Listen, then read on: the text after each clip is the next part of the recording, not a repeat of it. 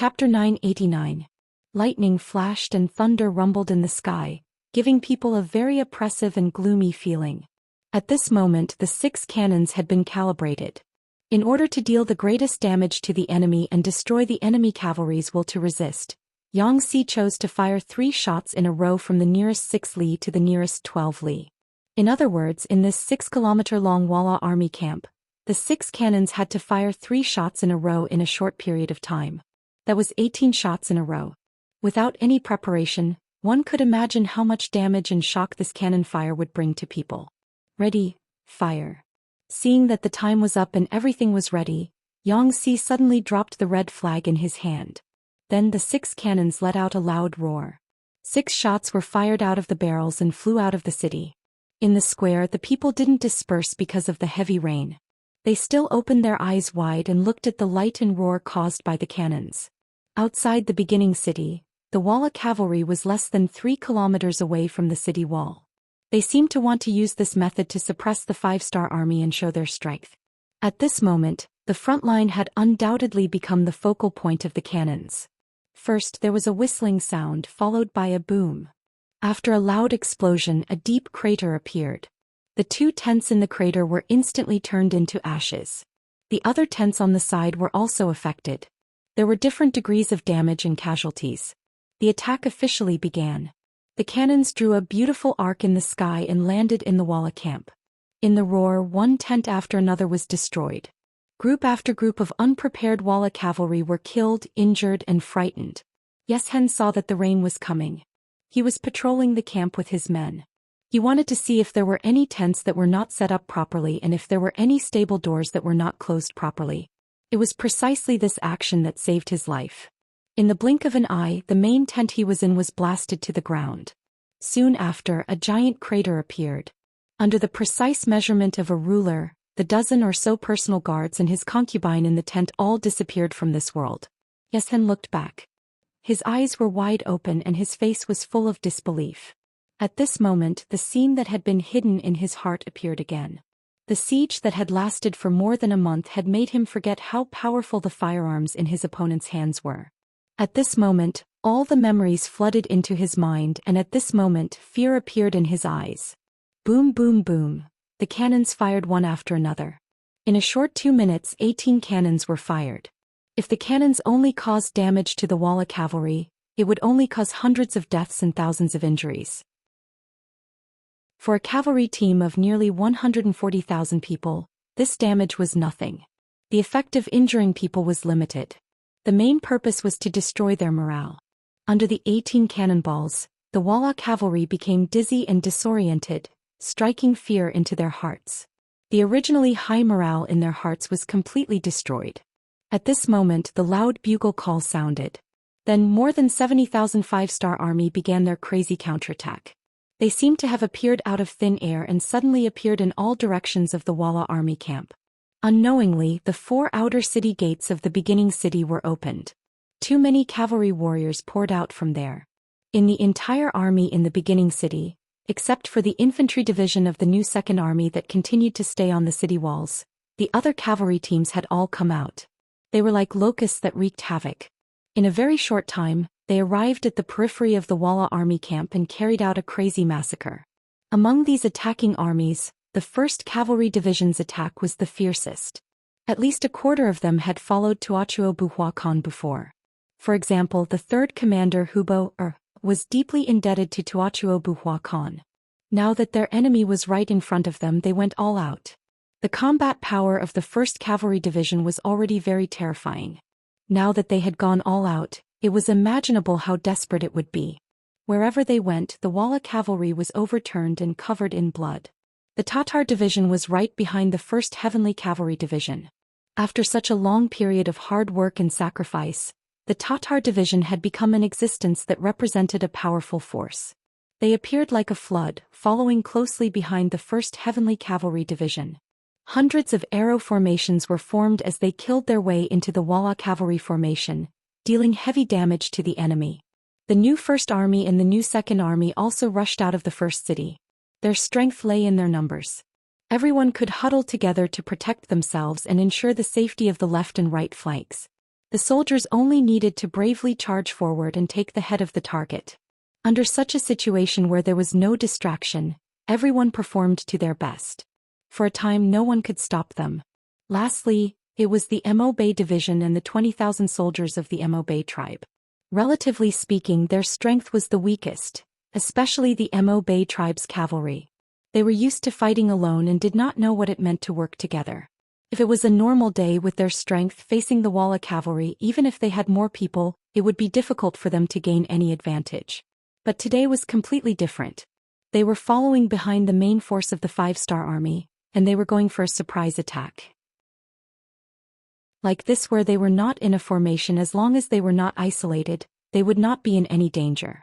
In such an environment, it also allowed them to better display their strength and try their best to kill those Walla soldiers who had been beaten until they were dizzy and disoriented. It was not true to say that they were utterly defeated.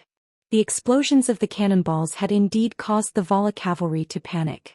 However, when the shrill sound of the bugle horn signaled the arrival of a large army, the Walla cavalry displayed their outstanding military qualities. Many of the cavalry rushed to the stables to find their own war horses. They picked up their own sabers and charged towards the 5-star army in the distance. This was the strength of the Walla cavalry. Perhaps they were used to sneak into the camp often. Once they found that the enemy suddenly appeared, they did not need to do anything at all. These cavalrymen could resist based on their experience. At one time, there were even several incidents where they killed the enemy and returned. But this time they were facing an army that was just as good as the Walla cavalry. It was impossible for them to turn defeat into victory. It was just a matter of how much they could lose. Xian's main tent was completely destroyed by the artillery. He was stunned for a while until his subordinates He and Mutu came to his side to ask for instructions. Only then did Xian regain his senses and his eyes were filled with anger. Report the situation. Lord Leader, according to the reports from the scouts of the various camps, the 5-star army has at least 70 to 80,000 people. They are currently attacking our camp from different directions. Although our cavalry warriors are valiantly resisting, the enemy's attack is too fierce and too sudden. Right now, some of the outer camps have already been occupied. General He was originally in charge of the safety of the entire camp, so he did not need to prepare anything when he reported this. The outer camps have already been occupied. Also, you said that the 5-star army has 70,000 to 80,000 people. How is that possible? Where did they get so many cavalrymen?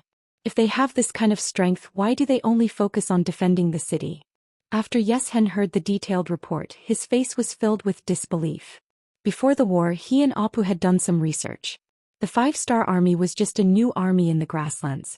There were around 30,000 people. There was also the famous 1st Cavalry Division that had a few thousand people. Even if they included the 20,000 people guarding Mo Bay City, they only had around 50,000 people.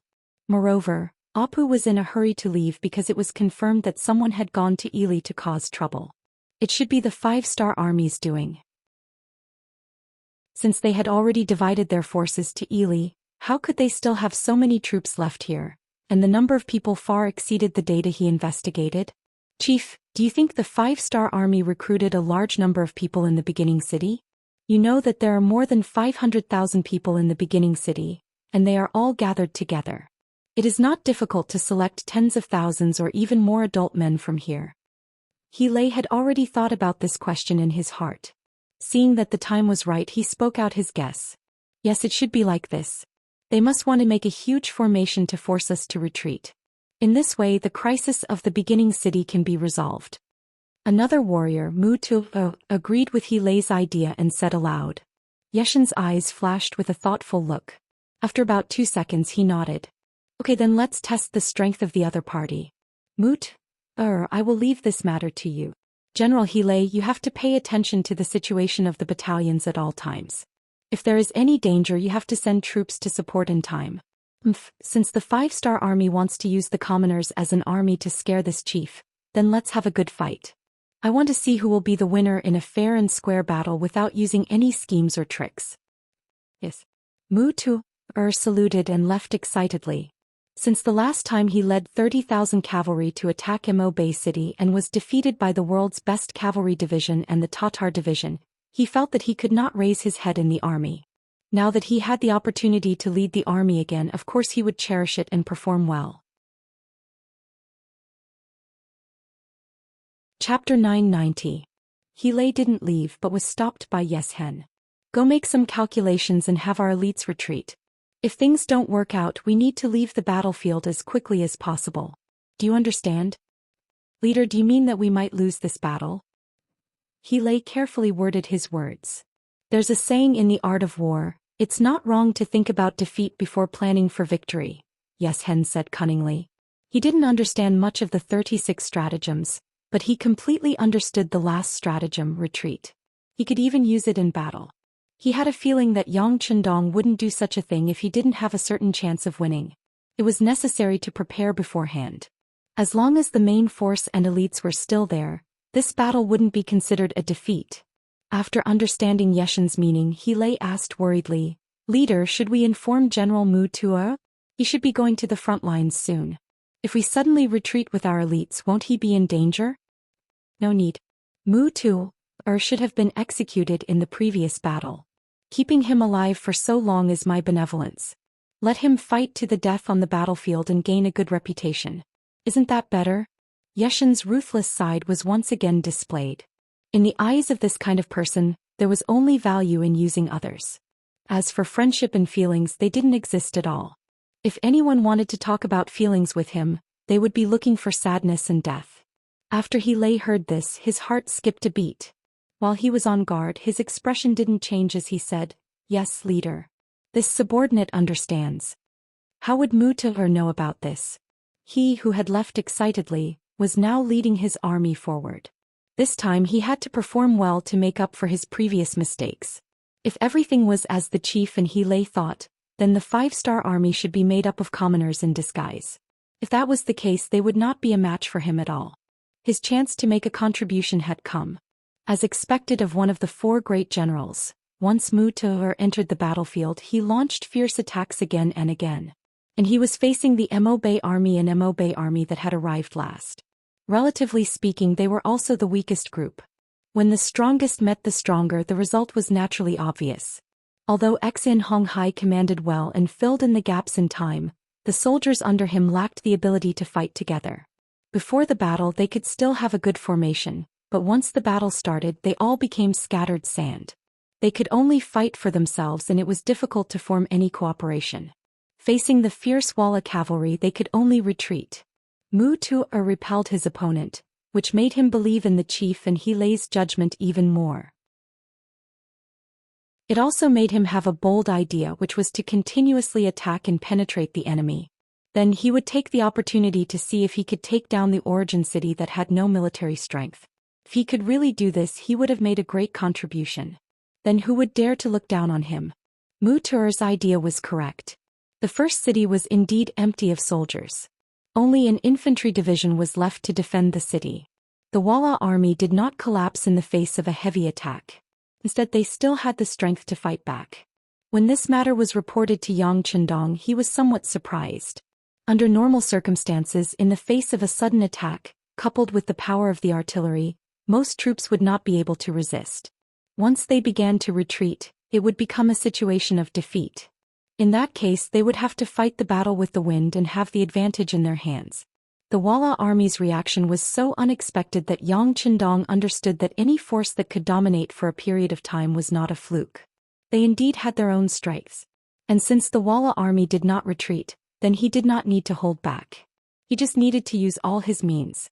Send orders to Hai Wu Division and the reconnaissance team of the new First Army. Let them attack the Walla army from the south and disrupt their formation.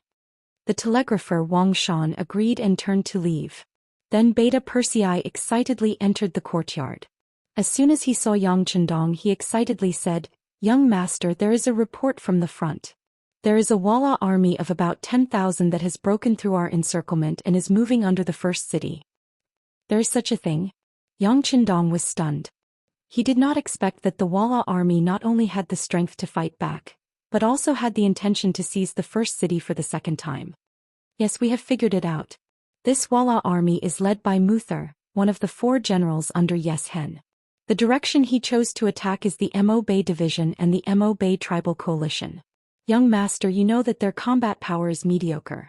If they fight some easy battles they can achieve good results, but when facing a strong army it is not enough.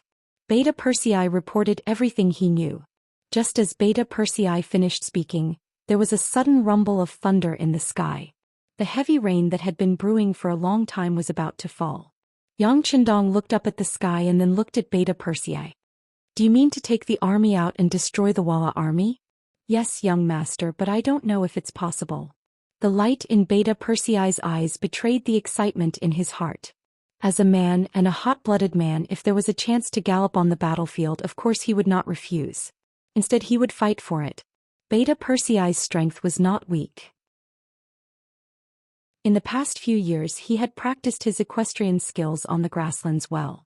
But because he was with Yang Qindong, the opportunity to fight was completely deprived. Now that he finally had a chance to perform well, how could he miss it? Naturally he would fight for it. Yang Qindong only hesitated for a moment before agreeing to Beta Persei's request. Your desire to fight is good, but now there is no decent cavalry in the first city.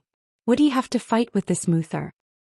Young master, don't you have your 2 guard brigades? They add up to 1,000 people. That's enough. Besides, although the guard brigade has not stopped training since it was established, they have not experienced any battle after all. After a long time, I'm afraid that their skills will be rusty. There are some opportunities to test their strength. Isn't it the best of both worlds? Beta Persei opened his mouth and found a good reason for himself. The 2 guard brigades had a total of about 1,000 people. This was also Yang Qindong's last defense force, but at the same time, it was also the strongest defense force. Those who could enter the guard brigade not only had to have a clean background, but their skills were also excellent. In the eyes of many people, being able to enter the guard brigade was a glorious existence. The difficulty was even many times more difficult than entering the cold front in the 1st Cavalry Division. Every member had to be carefully selected by Yang Heir and the 2 captains before they could join the team. However, there was a problem, and that was that no matter how many connections you pulled, you still wouldn't be able to get what you wanted. These people were also highly skilled. It was not an exaggeration to say that even the 1st Cavalry Division could not be their opponent in a battle of 1,000 people. This was why Beta Persei had confidence in the 2 guard brigades and why he dared to make the decision to fight thousands of people. Yang Qindong usually trained with the guard brigade, so he was naturally aware of their strength. Since Beta Persei was pleading like this, and considering that the guard brigade indeed lacked joint combat experience, this might be an opportunity. He finally nodded. Okay, I can agree to your request, but young master also has a condition. Young master, please speak. Beta Persei took a step forward excitedly, his face full of eagerness. I agree to let you send troops, but young master, I also want to go with you. How about it? Yang Qindong also wanted to see the scene of the Walla cavalry charging with 10,000 people. He also had a hot-blooded side to him. Wait. Beta Persei instinctively agreed, but he quickly came back to his senses and shook his head repeatedly. No, the ladies in Tiger Head have strictly ordered me not to let young master take risks. This is absolutely impossible.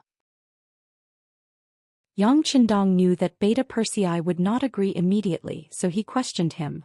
Beta Persei, you just said that with the strength of the guard brigade, it would not be a problem to deal with the Walla. Are you doubting the strength of the guard brigade? No, young master.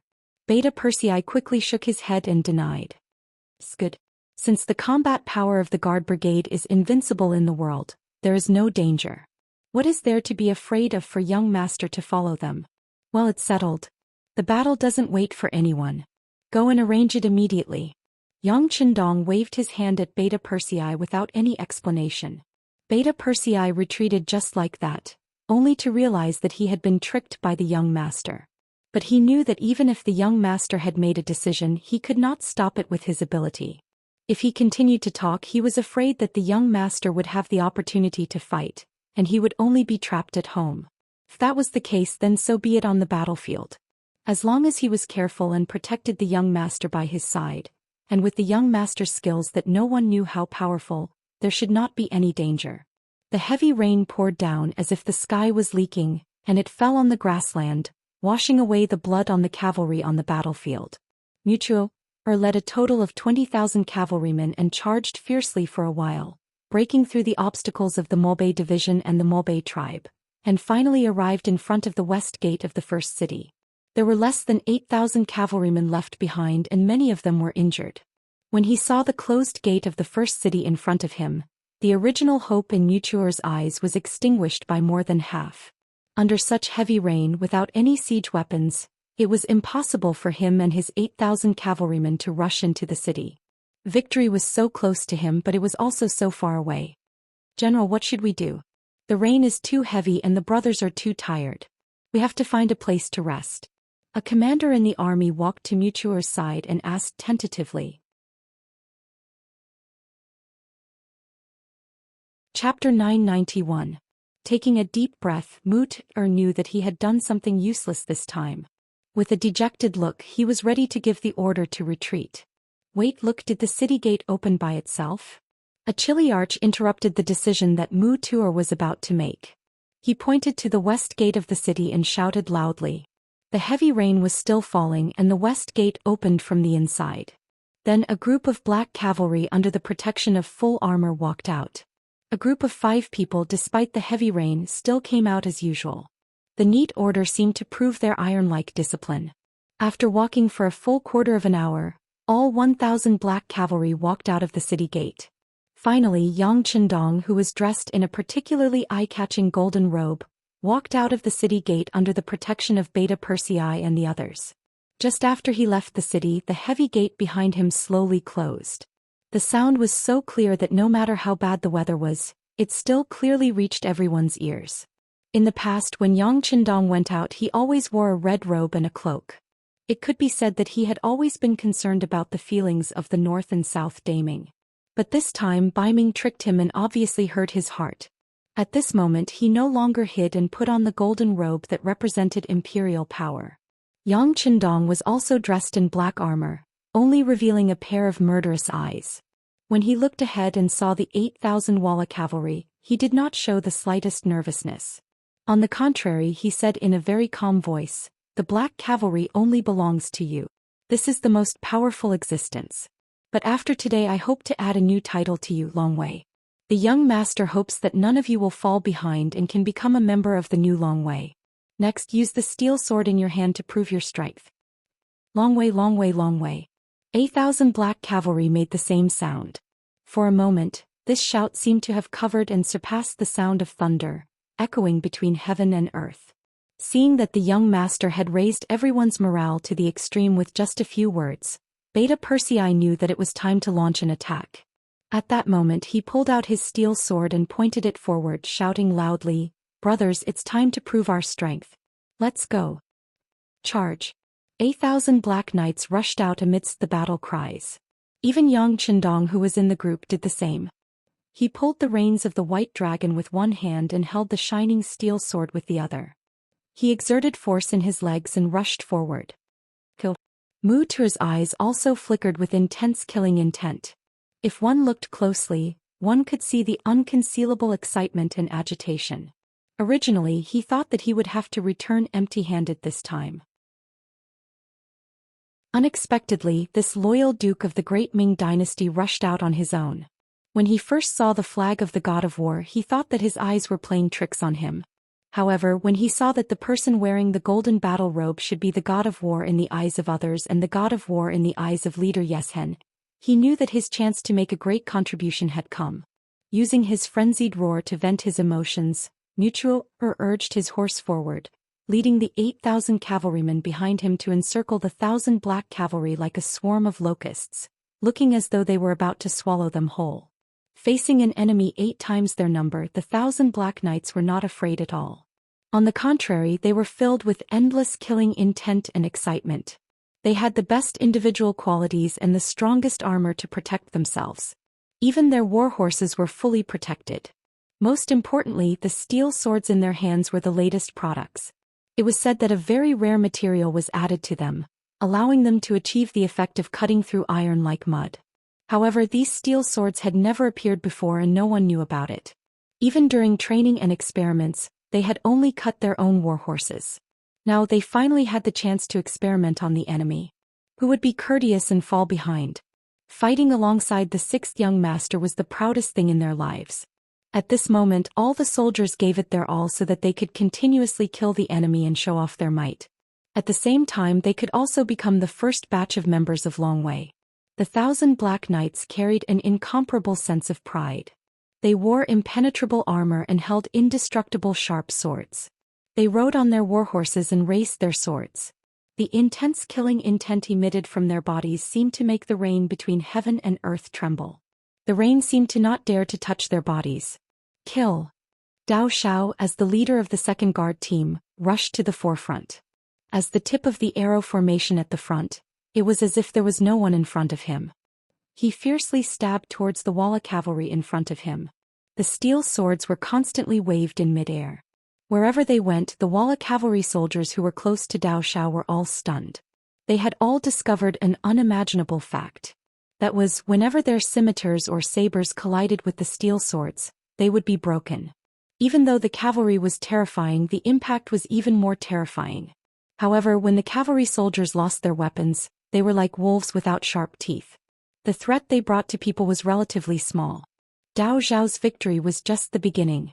In the following period of time, as the Black Knights continued to attack, more and more enemies' sabers were cut in half. When many of the Walla cavalry soldiers reacted and wanted to avoid the sabers of the Black Knights, they sadly discovered that the sabers in their hands could not penetrate the black armor. They could not achieve the effect of killing or even injuring the enemy. On the contrary, when the steel swords in the hands of the Black Knights were no longer obstructed by the sabers, when they slashed the bodies of the Black Knights, it was a life. Unless it was necessary in the eyes of the Black Knights, there were only dead people. There were no captives. After Dao Xiao quickly dug deep into the Walla cavalry, the leader of the first guard team, Qiuvi, also quickly engaged in battle with the Walla cavalry. In the following period of time, countless lives fell in front of them. In terms of combat strength, equipment quality and combat strength, no one was a match for the Black Knights. It had been a long time since the Black Knights participated in a proper battle. For a time many people only remembered that there was a very powerful 1st Cavalry Division on the grasslands, but forgot that there was a Black Knights that was even more powerful than them. And this battle was the time to verify and continue their legend. On the West Gate Tower of the beginning city, although the rain was still pouring, there were more and more soldiers and people standing on top of it.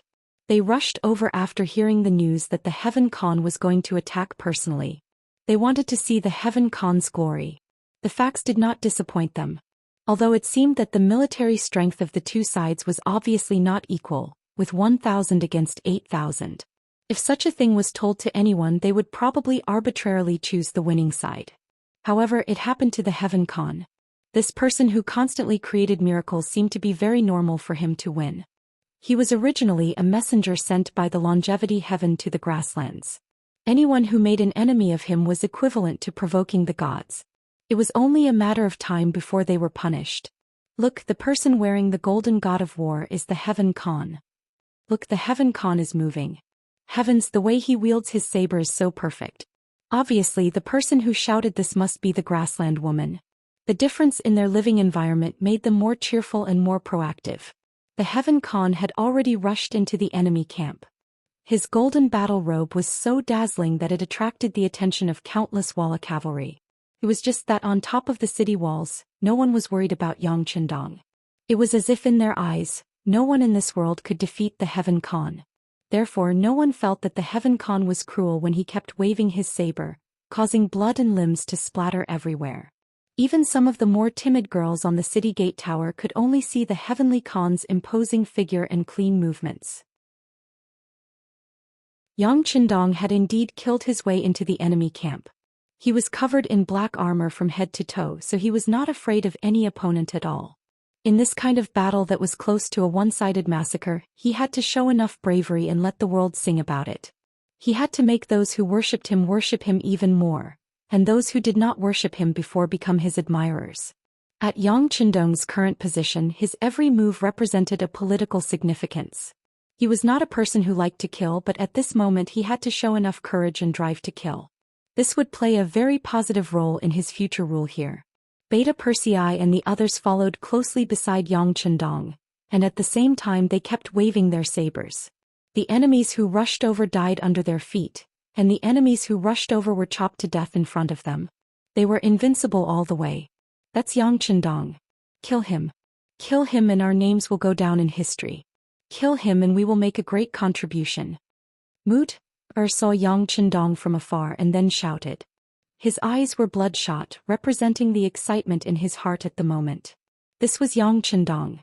How many people hated him to the bone and wished for him to die immediately?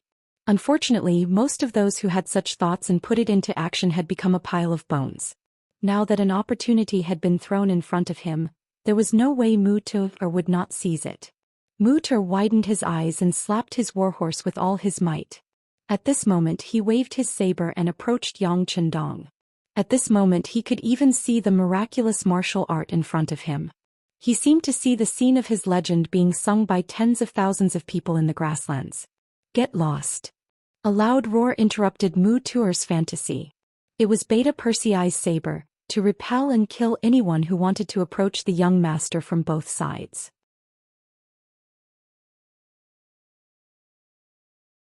Chapter 992. Mutu was naturally different from ordinary cavalry. Seeing the blade coming at him, he dodged nimbly. The steel blade brushed past his shoulder and disappeared in a flash. With a sneer in his eyes, he did something that he would regret for the rest of his life. He swung his blade at Beta Persei's body. The speed of the blade was so fast that the Shadow Knight protecting Beta Persei did not have time to block it. Seeing that the attack was about to succeed, although the blade could not hurt Beta Persei due to the invulnerable black armor, it would inevitably bring shame to Beta Persei. Just as the blade was about to fall, Beta Persei's majestic body suddenly turned nimbly, making a move that did not match his tall body at all. Just as the blade was about to fall on the black armor, the steel blade in his hand finally blocked it at the last moment. The collision of the two weapons produced a very crisp sound. Mutu was not discouraged by the fact that his blade was blocked and did not succeed. Yang Chendong wasn't his target in the first place. He was just itching to fight back. Since he couldn't hurt Yang Chendong, he didn't want to waste any more time here. He had to find Yang Chendong as soon as possible and kill him. Riding on his warhorse, Mutu turned around once more and saw Yang Chendong right in front of him. Moreover, it was his opponent's back. Knowing that an opportunity had presented itself, Mutu was naturally excited. He instinctively raised his blade and stabbed forward, his face flashing with the look of a treacherous scheme that was about to succeed. But in the next moment this action suddenly stopped. It was for no other reason than because he found that the original saber in his hand had been broken into half. Including the hilt, he only held half of the saber in his hand. He did not know that after his attack was blocked by Beta Persei, the saber had become like this. Just as he was wondering why the saber had become like this, Yang Chendong, who was right in front of him, suddenly turned around and slashed at him. This strike was fast and accurate. The horizontal slash landed right on Mutu's neck, bringing the head that could still make any expression into the air. Mutu had died in battle.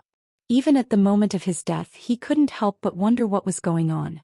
Why did his saber suddenly break into two? Could it be that this person was really sent by the longevity heaven? Could it be that anyone who went against him was seeking their own death? He wanted to continue asking questions, but Mutuo no longer had the chance. At this moment he couldn't be more dead. What he didn't know was that Yang Chendong had only turned around because he had sensed the danger behind him. The Heavenly Khan didn't care about him at all, even if he reported his name. This was because in front of Yang Chendong, even if it was Yeshen, it was nothing to be proud of. They were not on the same starting line to begin with. Mutu had died in battle and thousands of Walla cavalry were buried with him. And as the rain grew heavier, more and more people died and more people were buried with him. And this battle only lasted for more than half an hour, and it was over after little more than an hour. The new army had returned to the beginning city. They were sent by Tiger's man. After learning that someone had broken through the Mo Bay Division's defensive line, he was worried about the safety of this place, so he sent Deng Yu, the leader of the new army, to come personally. Of course, if Tiger's man knew that the young master had personally participated in the battle below the city, he would have given up everything and rushed over. The new army came, but by the time they arrived, the battle was already over. Nearly half of the 8,000 Walla army were killed, including the main general, Mu Tu. The other half had already dismounted and knelt down to surrender. After witnessing the power of the Black Knights, their inner defenses collapsed, and they no longer had the courage to fight with their sabers. On the other hand, none of the Black Knights died in battle and only 7 of their brothers were injured. As long as they rested properly, they could immediately rejoin the battlefield. 1,000 against 8,000, and they still managed to achieve such a result. This was the strength of the elites. 6th Young Master. When Deng Yu saw Yang Chendong, he excitedly dismounted and knelt down. "You came at the right time. Immediately assist the infantry division in the city to take this prisoner away. Now that we are out, we have to go to the main battlefield to take a look." After Yang Chendong gave Deng Yu an encouraging look, he ordered Beta Persei to open the city gate and solve the problem of the prisoner. Just as Yang Chendong was engaged in a bloody battle with the Walla cavalry, Hai's 5th Division and the new Army Reconnaissance Group were also ordered to launch a fierce attack on the rear of the Walla army. Hai's 5th Division, which was made up entirely of musketeers, fully displayed their destructive power. Facing the unprepared rear of the Walla cavalry, they only charged and killed nearly 1,000 people, causing great chaos. The morale of the Walla army, which had already suffered defeat after defeat on the front line and was riddled with holes, finally began to waver when they received news that their rear had been attacked. Originally, they believed what their leader said. They had a great advantage in numbers, and as long as they could pay a certain price to stabilize the situation, then it would be time for them to counterattack with all their strength. The reality did not match the plan, which made many Walla generals waver. Even as the leader, Xianxia could see that the situation was unfavorable. He knew that if the battle continued, he would be the one to lose. "General Hele, is everything ready?" In the temporary main tent, he looked at the reports of defeat one after another. He had already lost the news of a decisive battle with Yang Chendong and had completely given up on the idea of a decisive battle. "Leader, everything is ready. According to your plan, if we retreat now, we can withdraw about 80,000 people." Hele, who was already prepared, said aloud. "Good, notify everyone. When the sky turns dark and the rain stops, we will retreat. As for those who are not on the retreat list, we can order them to launch a counterattack now. We must create an illusion that we are determined to fight to the death. This will help us maintain a safe distance between both sides." Yeshin's voice was calm, but the exhaustion on his face and even the trace of fear in his heart had already betrayed him. Once the order was given, the Walla army's counterattack began. It was as if they didn't care about their lives. The counterattack of tens of thousands of soldiers increased the pressure on the advancing 5-star corps, causing several armies to have no choice but to retreat and fight in groups. Other than the 1st Cavalry Division, which had already split into 5 units, most of the 5-star army on the battlefield had already gathered together. "Retreat." Xianxia, who received the report from the scout, immediately gave the order. When the sky turned dark, the Tile army that had been charging forward courageously suddenly retreated like a receding tide. The generals of the 5-star army who were gathering their troops realized that they had been tricked. At this moment, it was already too late to give the order for the entire army to pursue. Xianxia gave the order to retreat. Following that, he sent out 5,000 cavalrymen to chase after the Lung Wu division and the scouting group in order to prevent them from interfering with his retreat. In the end, he also sent out 5,000 cavalrymen to block the 1st Cavalry Division that was chasing after him. The original 80,000 retreating soldiers were reduced to 70,000 just like that. Under the cover of the night's rain, they quickly retreated from the battlefield. It had to be said that the Walla cavalry's discipline was still very strong. Even under such circumstances, they still retreated. However, the 10,000 cavalrymen he sent out were quickly killed and captured. Whether it was facing the fierce attacks of the Lung Wu division and the scouting group, or facing the bravery of the 1st Cavalry Division, these cavalrymen would only be sending themselves to their deaths if they charged forward. After defeating another 10,000 cavalrymen, the 1st Cavalry Division's commander, Hu Bo-er, and a few others suggested that they should continue the chase. No matter what, they couldn't let Xianxia escape. However, at the crucial moment, Division Commander Tian who gave the order to not give chase before the main force arrived. After all, Xianxia had 70,000 elite cavalrymen. If they charged forward alone, they would most likely be surrounded and heavily injured. Although it was said that with the strength of the 1st Cavalry Division, They were not afraid of anyone. However, if they knew that they couldn't do it, it wasn't bravery but stupidity.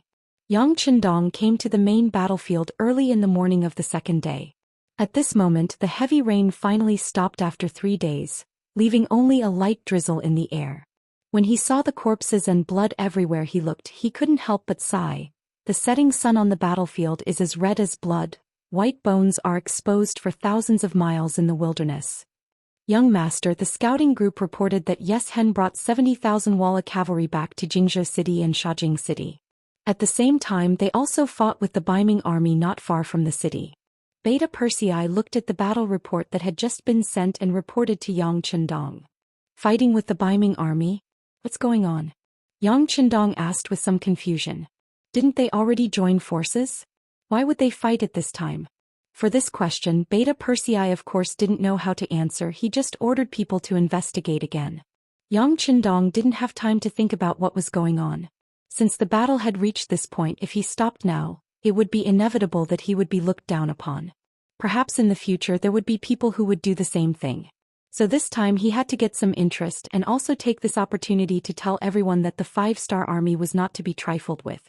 Whoever wanted to cause trouble, they had to be prepared to pay the price. Order the 3rd Cavalry Division of the new 2nd Army Malbei Division, and the Malbei Mongol tribe to stay and clean up the battlefield. Order Yangxi in the city to take the Logistics Division out of the city to assist. The rest of the army set out and go to Xiajing City. We want to recover Jingzhou City and Xiajing City. Yang Chendong said in a heroic tone. Taking these 2 cities was the interest that Yang Chendong demanded from Xianxia. At the same time he also opened up the passage from the first city to Yili City. Otherwise, once the Baiming army took advantage of the situation, he was afraid that if he wanted to reach out in the future he would be restricted.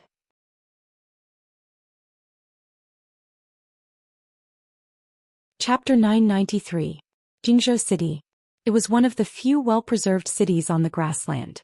In the past, this place had always belonged to the Tatar Empire and was one of the important cities under the rule of Tuochuo Buhua.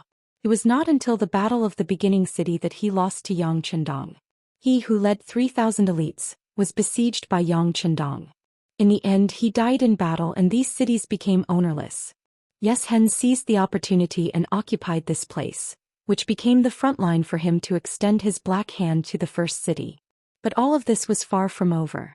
At the beginning of the year the Baiming army sent out 400,000 troops from the north, south and west. Soon Jingzhou City changed hands and became the Xian mansion of the Baiming army.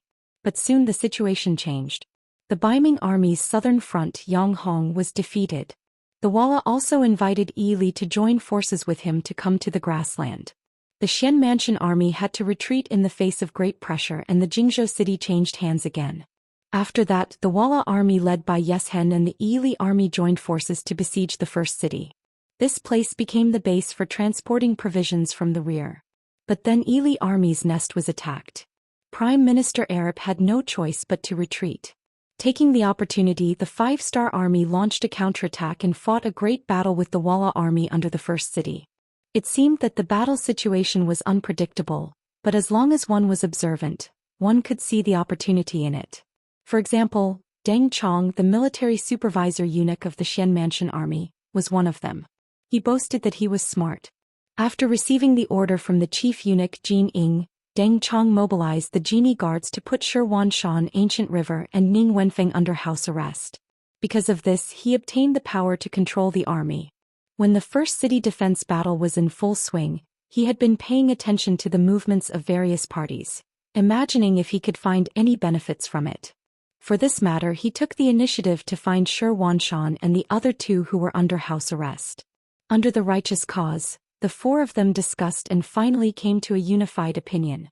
If the 5-star army lost this battle, the Baiming army would take Saihon Mountain and make it the gateway to the northwest to protect the safety of Tulu City. On the other hand, if the 5-star army won, they would think of a way to take Jingzhou City or Xiajing City and regain control of the situation here. Now that they had a plan, all they had to do was wait for news from the front line. After sending countless scouts, the 5-star army, they finally came back to the first city defense army. Of course. Of this, don't ask why, don't ask what the reason is. Yang Chendong can give people this kind of feeling of confidence. Previously, Xianxia and the others were already puzzled by the fact that they only defended the beginning city without attacking. Logically speaking, with the strength of the 5-star army in this area, it was impossible for them to be so helpless. The current counterattack had proven everything. It wasn't that the 5-star army didn't have the strength, but that they had been waiting for something. Of course, they did not know that Yang Qindong wanted to use the defensive battle to train his troops. At the same time, he wanted to see if there would be any problems with the defense of the first city. After all, he couldn't stay here forever, so he had to be aware of everything here. Regardless of Yang Qindong's thoughts, Deng Chong was more interested in his own opportunity. Since everyone said that the Walla army would be defeated, what he needed to do now was to attack and occupy Jingzhou city. Regarding Deng Chong's Xianxia and the other two had the same opinion. According to them, the Walla army might be defeated, but after all, they had hundreds of thousands of cavalry. Even if they fought with the 5-star army, they wouldn't be defeated in one battle. If they were to attack and occupy Jingzhou city now, it would still be very dangerous. It was better to wait and see. When the 5-star army appeared, everyone would cooperate. The other party would attack Shajing city and they would attack Jingzhou city. Xianxia and the other two's words belonged to the old cities. For Deng Chong, who wanted to make contributions, this was not in line with his interests. On the surface, Deng Chong agreed to Xianxia and the other two's request. However, after leaving the yamen of the 3 nobles, Deng Chong changed his mind. He decided to take a risk and take down Jingzhou city. Deng Chong's thinking was very simple. Once they could take Jingzhou city and station a certain number of soldiers there, even if the defeated Walla army was dissatisfied, they wouldn't waste time attacking the city. In this way, the great merit of taking Jingzhou city would be his alone. In this way, he would have a chance to return to the capital and enter the imperial palace. Only by working at the emperor's side could a eunuch be promoted faster and have more hope of standing out. Having made his decision, Deng Chong did not let the merit go to his head. He chose to take Jingzhou city through deception rather than a forceful attack. In other words, he sent people to appear outside Jingzhou city in the name of labor. If they could smoothly enter the city, that would be for the best. At the very least, if they could trick a portion of the Walla army out, the pressure of the siege would be greatly reduced. One could say that Deng Chong truly had made many preparations. For this reason, he had even taken out a portion of the limited provisions in yamen and sent it to Jingzhou city. But he had never imagined that when Tingshu's army of 10,000 had been wiped out, Yang Qindong had intentionally framed the Baiming army. In other words, the Walla army did not trust the Baiming army at this moment. Deng Chong knew nothing of this. Just when he had wanted to use their relationship as allies to deal a heavy blow to the retreating Walla army, it had been the other side who had made the first move. At the gates of Jingzhou city, the Baiming army had pretended to be a labor force and was preparing to strike, but the Walla army had beaten them at their own game, happily exiting the city. Then the 5,000 cavalry left behind to guard the city attacked, catching the Xianxia army off guard. The 5,000 cavalrymen did not greet him and charged forward. It was only when their sabers landed on the Xuanfu soldiers' necks that Deng Chong realized that he had once again overestimated his opponent's credibility. It turned out that this was a heartless person, a race that could kick their friendship away like a ball and betray their allies. Before the Xianxia army could even take out their weapons, they were defenseless. Nearly 10,000 of them were killed by the 5,000 Walla cavalry and countless more were injured. Deng Chong, who had not only failed to complete his mission, but also suffered heavy losses, was very angry. He quickly transferred 30,000 cavalry from Sanbuchuan city. He did not believe that the Walla army with only 5,000 could do anything. It was at this time that even more unfavorable news came.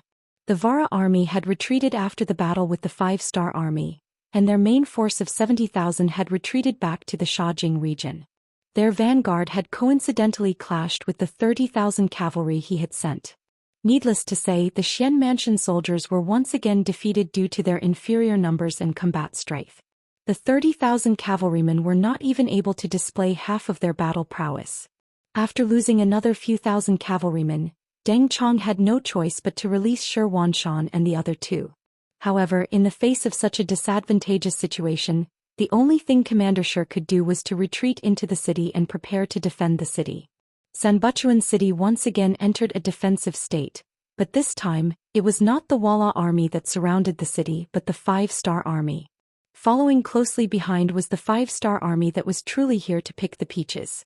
When the Walla army retreated to the Shajing region, Yang Qindong led the Five-Star Army's main force of several tens of thousands to rush over.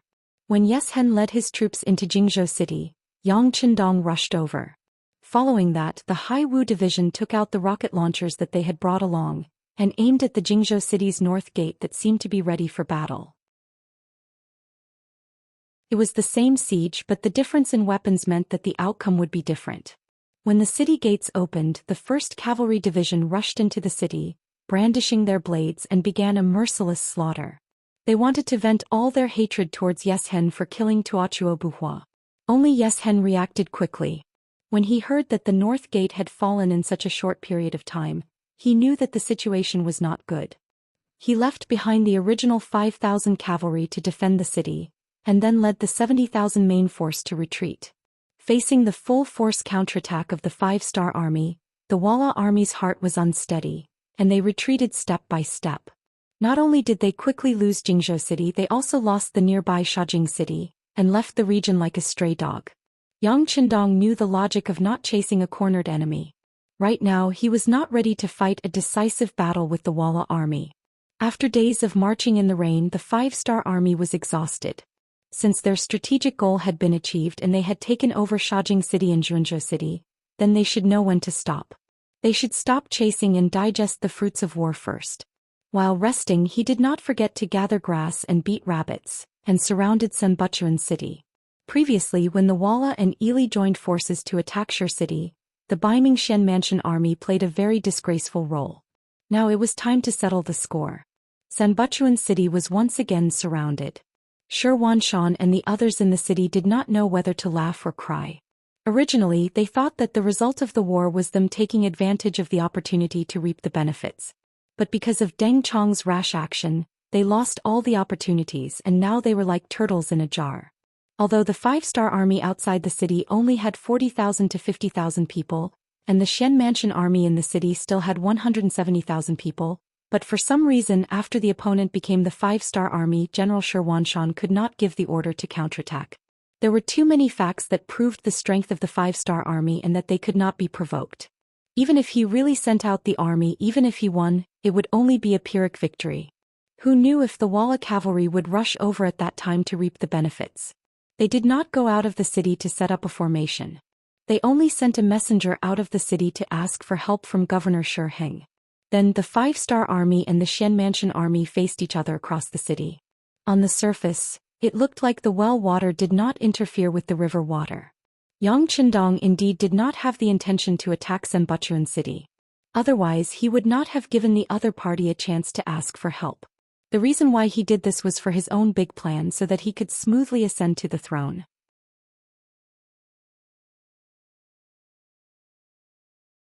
Chapter 994. In the temporary tent, Yang Qindong called for the commander of Haiwu Division He Gong in order to achieve his goal. Division Commander He, according to our intelligence, I'm afraid that it won't be long before the 200,000 reinforcements from Northern Ming come to us. What I want you to do is to destroy the 100 cannons that they brought with them. Is there a problem? Facing Yang Qindong, He Gong excitedly replied. Sixth young master, in order to achieve our goal, can we use all the weapons we have? Yes, but there's a condition. It's best if you don't injure anyone. Yang Qindong nodded. He knew that it was impossible to hit those cannons in the army without killing a person, but he was also a Han person. If he could kill one less, he would kill one less. Understood, I promised to complete the mission.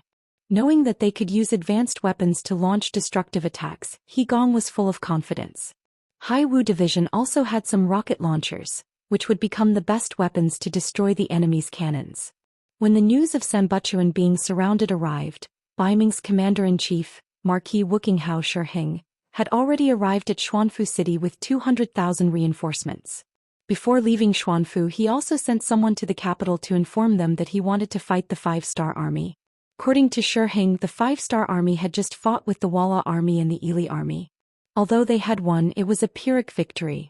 At the moment they only had 50,000 people left in the Shajing region. Once he arrived, he would join forces with the Xuanfu division and have nearly 400,000 soldiers. At that time, even if each of them spit, they would be able to drown the 5-star army. The moment Shi Heng led the army out of Xuanfu city, the informants of the city's Bureau of Security sent a telegram. Wang Shan held the telegram and appeared in front of Yang Qindong. Sixth young master, urgent telegram from the front. After reading the telegram, Yang Qindong's expression didn't change. He nodded and said, "Send a telegram to the person in charge of the security bureau of the capital. Tell him to contact our informants immediately and have them put pressure on Dai Zong." After arranging for Wang Shan to send the message, Yang Qindong ordered Beta Persei to call Tai Hu, the captain of the Wolf Fang Special Forces, and gave him a secret and important task. Sambulachuan city became quiet again. While both sides were waiting for something to happen, they looked to each other peacefully. Inside the city, Shi Wanshan and the others were naturally preparing for war. The 5-star army outside the city began to reinforce the two cities, Jingzhou City and Shajing City. At the same time, they sent a telegram to Yang Si, the logistics division commander in Shurqing City, to prepare to immigrate 50,000 people to the two cities. At the same time, they also prepared enough military supplies to transport to the two cities. Yang Qindong's attitude showed that he had already treated Shajing City and Jingzhou City as his own vegetable garden. He didn't take the hundreds of thousands of Baiming army in front of him seriously. It was as if victory was in his hands.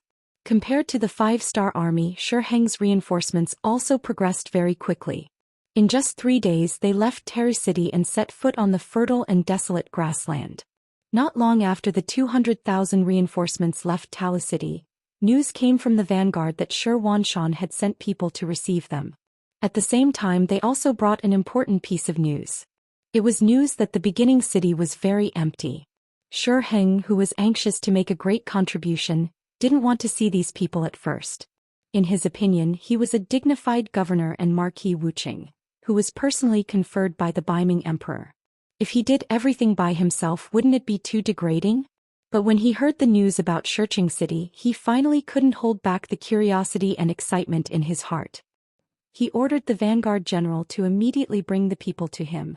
Half a day later, the people sent by Shi Wanshan came to Shi Heng's tent. In front of the big tent, a total of more than 10 people came to the rescue team. Only the captain was allowed to enter the big tent and he had to be searched. The others could only guard outside the tent. From this point alone, it could be seen that the security was very tight. In fact, inside the main tent, there were 8 elite bodyguards led by Shi Heng to protect them. These 8 people were all warriors, 1 in 100. In a face-to-face situation, 5 or 6 people couldn't get close to them. They were the masters among the masters. The leader, who was the captain of the rescue team, was allowed to enter the main tent. When he entered, he knelt on the ground with a look of fear and trepidation. When he kowtowed, he didn't even find the right direction. He just kowtowed to a place where there was no one around. This very rash action first caused the 9 people in the tent to be stunned. Then there was a burst of laughter. Obviously, everyone was so stimulated by the captain's action that they couldn't help laughing. The 8 bodyguards, who had their hands on their waist sabers, also relaxed their vigilance at this moment. How could such a cowardly person carry out an assassination? In the burst of laughter, Shi Heng, who was sitting on the high seat, shouted to the person kneeling below, "Marquis is here. Tell me, what is your name, what is your position, and what are you here for?" Oh. After hearing Shi Heng's voice, the person dared to raise his head and take a look. When he saw where Shi Heng was, he quickly lowered his head again. Then he slowly got up and bowed his head to Shi Heng, saying, "In reply to Marquis, everyone calls me Little Huzi. I am a centurion by Commander Shi's side. This time I am here on orders from Commander Shi to tell Marquis a shocking news." Shi Heng didn't have any doubts about Huzi's words. The other party was wearing the Baiming army's uniform and was so timid. Such a person couldn't be a spy sent by others. Therefore Shi Heng nodded and said, "Shocking news? But I don't know what it is that is worthy of the word shocking." "Marquis, Commander Shi said that after more than a month of defense, the first city is already an arrow at the end of its flight. This time the first city is just an empty city. If Marquis can send troops there, you will definitely be able to settle it in one battle and make a great military achievement. When Huzi talked about the news, he was much more agile and seemed to be less nervous. Shiheng listened to these words carefully and was not moved. He had already sent people to inquire about it. The first city's walls were high and strong. Even if it wasn't heavily guarded, as long as the city gate was heavily closed, it would be extremely difficult to take it down. Secondly, he didn't believe that Zhou Xian, who was from the same family as him, would be so kind. Wasn't he worried that the 5-star army would take down Sanbuchuan city? Wasn't he worried about his own safety? A selfish person like Shiheng naturally wouldn't believe that he would put himself in danger for the sake of others. Therefore, when he heard Huzi's words, he just sneered and said, "Your commander sure is really kind. Does he want our army to attack the first city and attract the attention of the 5-star army so that they can solve the siege?" No, Marquis is thinking too much. Commander Shi said that Sanbuchuan city has long been prepared for defense. It will be very difficult for the 5-star army to take it down with their current strength. There's no need to worry about the safety there for the time being. On the other hand, if Marquis can take down the first city, it will be a great merit. As a support, my commander will also be honored. It will more or less reduce the loss of the army and the sin of not taking the opportunity to take down Shajing city and Jingzhou city. I just hope that after Marquis takes down the first city, he can put in some good words for the Xian Mansion army in front of the emperor. Huzi also lowered his head and said these. Logically speaking, these words were still somewhat reasonable. This time when they went to the grassland, the Datong army naturally didn't perform well. The Xian Mansion army wasn't any better. Even if they waited for Shiheng to bring reinforcements to solve the siege, they wouldn't get any credit. Since that was the case, it was better to take another path. For example, if they could take down the first city, it would definitely be a great merit. They could use their merits to make up for their mistakes and even be praised. After Shiheng understood the reason behind it, his expression became better. Well, your commander's idea is good. It's just that the first city's walls are so tall, how can it be so easy to take down? If it can't be done in a short period of time and the main force of the 5-star army is attracted back, then wouldn't Marquis be attacked from two sides? That won't happen. My lord has already arranged spies in the first city. As long as the army arrives, the city gates will open from the inside. At that time Marquis can lead the army in. I think with your 200,000 troops, once they enter the city, who can stop them? Huzi said repeatedly. By open the city gate? What's going on? At this moment Shiheng was really excited. If there was really such an arrangement, then he really had hoped to take down the first city. If that was the case, then he would definitely make a great contribution. At that time, it would be easy for him to be conferred the title of Duke. Shiheng became excited, and Huzi also said with a look of fear and trepidation, "How could such a secret be known by a small character like me? But my commander has already written a secret letter. His life must be handed over to Marquis personally. The letter is here, please take a look." Unknowingly, a secret letter appeared in Huzi's hand. Then, taking this opportunity, he took a few steps forward and was about to come in front of Shiheng. "Stop right there." A bodyguard standing at the side sternly shouted. He stepped forward bravely and blocked in front of Huzi. As a guard, he naturally wouldn't let anyone get close to his master without the permission of the Marquis. Huzi, who was stopped, didn't show any anger. Instead, he said with a face of fear, "This is the commander's order. The letter must be handed over to Marquis personally." "It's okay. There's no difference between handing it to the guard and handing it to Marquis," Shiheng said indifferently. Then the guard glared at Huzi angrily. Then he grabbed the secret letter in Huzi's hand, turned around and bent down to pass the secret letter to Shiheng, who was close at hand.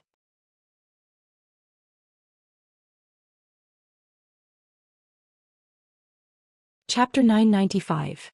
It was also at this time that the bodyguard turned around and bent over when he felt the weight on his waist lighten. The saber that he carried with him had disappeared. Before he could react, his waist was tightened again. Under the great force, he fell to the ground. Then a figure replaced Shiheng's position. An iron saber was placed on Shiheng's neck. Of course, all this was done by Tiger. The so-called Tiger was the captain of the Langia Special Forces, Tai Hu. This time he was carrying out the beheading operation arranged by Yang Chendong. The difference was that he didn't mean to kill Shiheng. As long as Shiheng was willing to cooperate, everything would be fine. Otherwise he would have to start a massacre. The iron sword was placed on Shiheng's neck. Tai Hu's voice and behavior were completely different from before. He said calmly, "If you don't want to die, don't shout or move.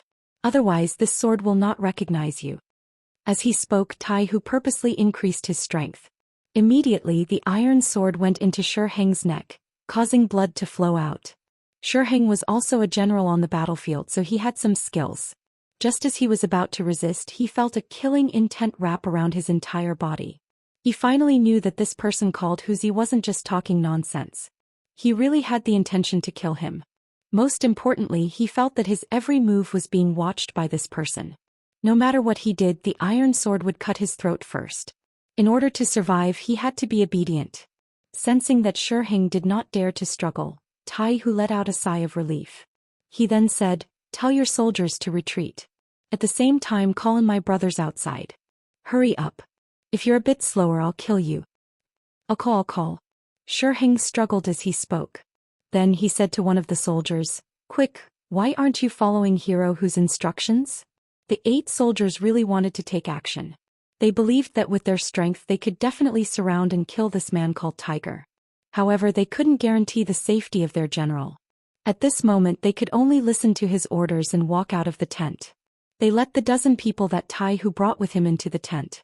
Skinny Monkey, King Kong, Violent Ape, Silver Hand, Steel Leg and others quickly entered the main tent. When they saw that Tai Hu was holding Xianxia hostage, they all laughed heartlessly. Iron Head is Iron Head. He completed the task cleanly and beautifully. It's admirable. As soon as they entered the tent, they acted as casually as if they were entering their own backyard. First they looked around, then came to Xianxia's side and surrounded him tightly. Although they were wearing the ordinary military uniform of the Northern Ming Army, King Kong and the others gave the 8 bodyguards a very dangerous feeling. Their movements seemed to be without order, but if you wanted to take the opportunity to make a move, you would find that they were on guard everywhere.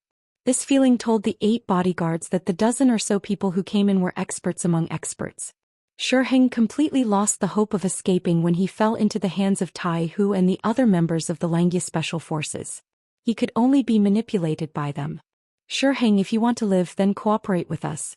When the time comes, I can guarantee that I will spare your life. Otherwise, we'll fight to the death. It's just that we're just commoners, so if we die, we die. But Marquis Shi is different. There's still a bright future waiting for you. If you die like this, it's really a pity." Hearing Tai Hu's words, Xianxia's face darkened, but he had to answer. "Well, Marquis has fallen into your hands. Of course I'll accept it. But who are you and what are you doing here?" "I'm not afraid to tell you that we're the Xianxia Special Forces under the command of the Duke of Zhongdan. Our mission is to behead senior officials like you." Tai Hu reported his identity. "The Duke of Zhongdan? You're the Duke of Zhongdan's subordinates?" "I'm Marquis Wuqing, who was conferred by the Emperor of Baiming. Aren't you afraid of the law by treating me like this? Aren't you afraid of being punished by the Emperor in the future?" After knowing the details of Tai Hu and others, Xianxia pretended to be very angry and roared. He wanted to gain the initiative by striking first and oppressing people with reason, but Tai Hu didn't take him seriously at all. "Well, if you want to live, you'd better not shout. We're just carrying out our mission. As for the punishment of the Emperor, it has nothing to do with us." Taitu's right. Even if the Emperor wants to punish us, he has to find us first. Skinny Monkey, who liked to bicker the most, laughed. His voice attracted the laughter of the other team members. This was like a scholar meeting a soldier. It was hard to reason with him. For the officials, the Emperor was a great existence. But for the ordinary people, it was too far away.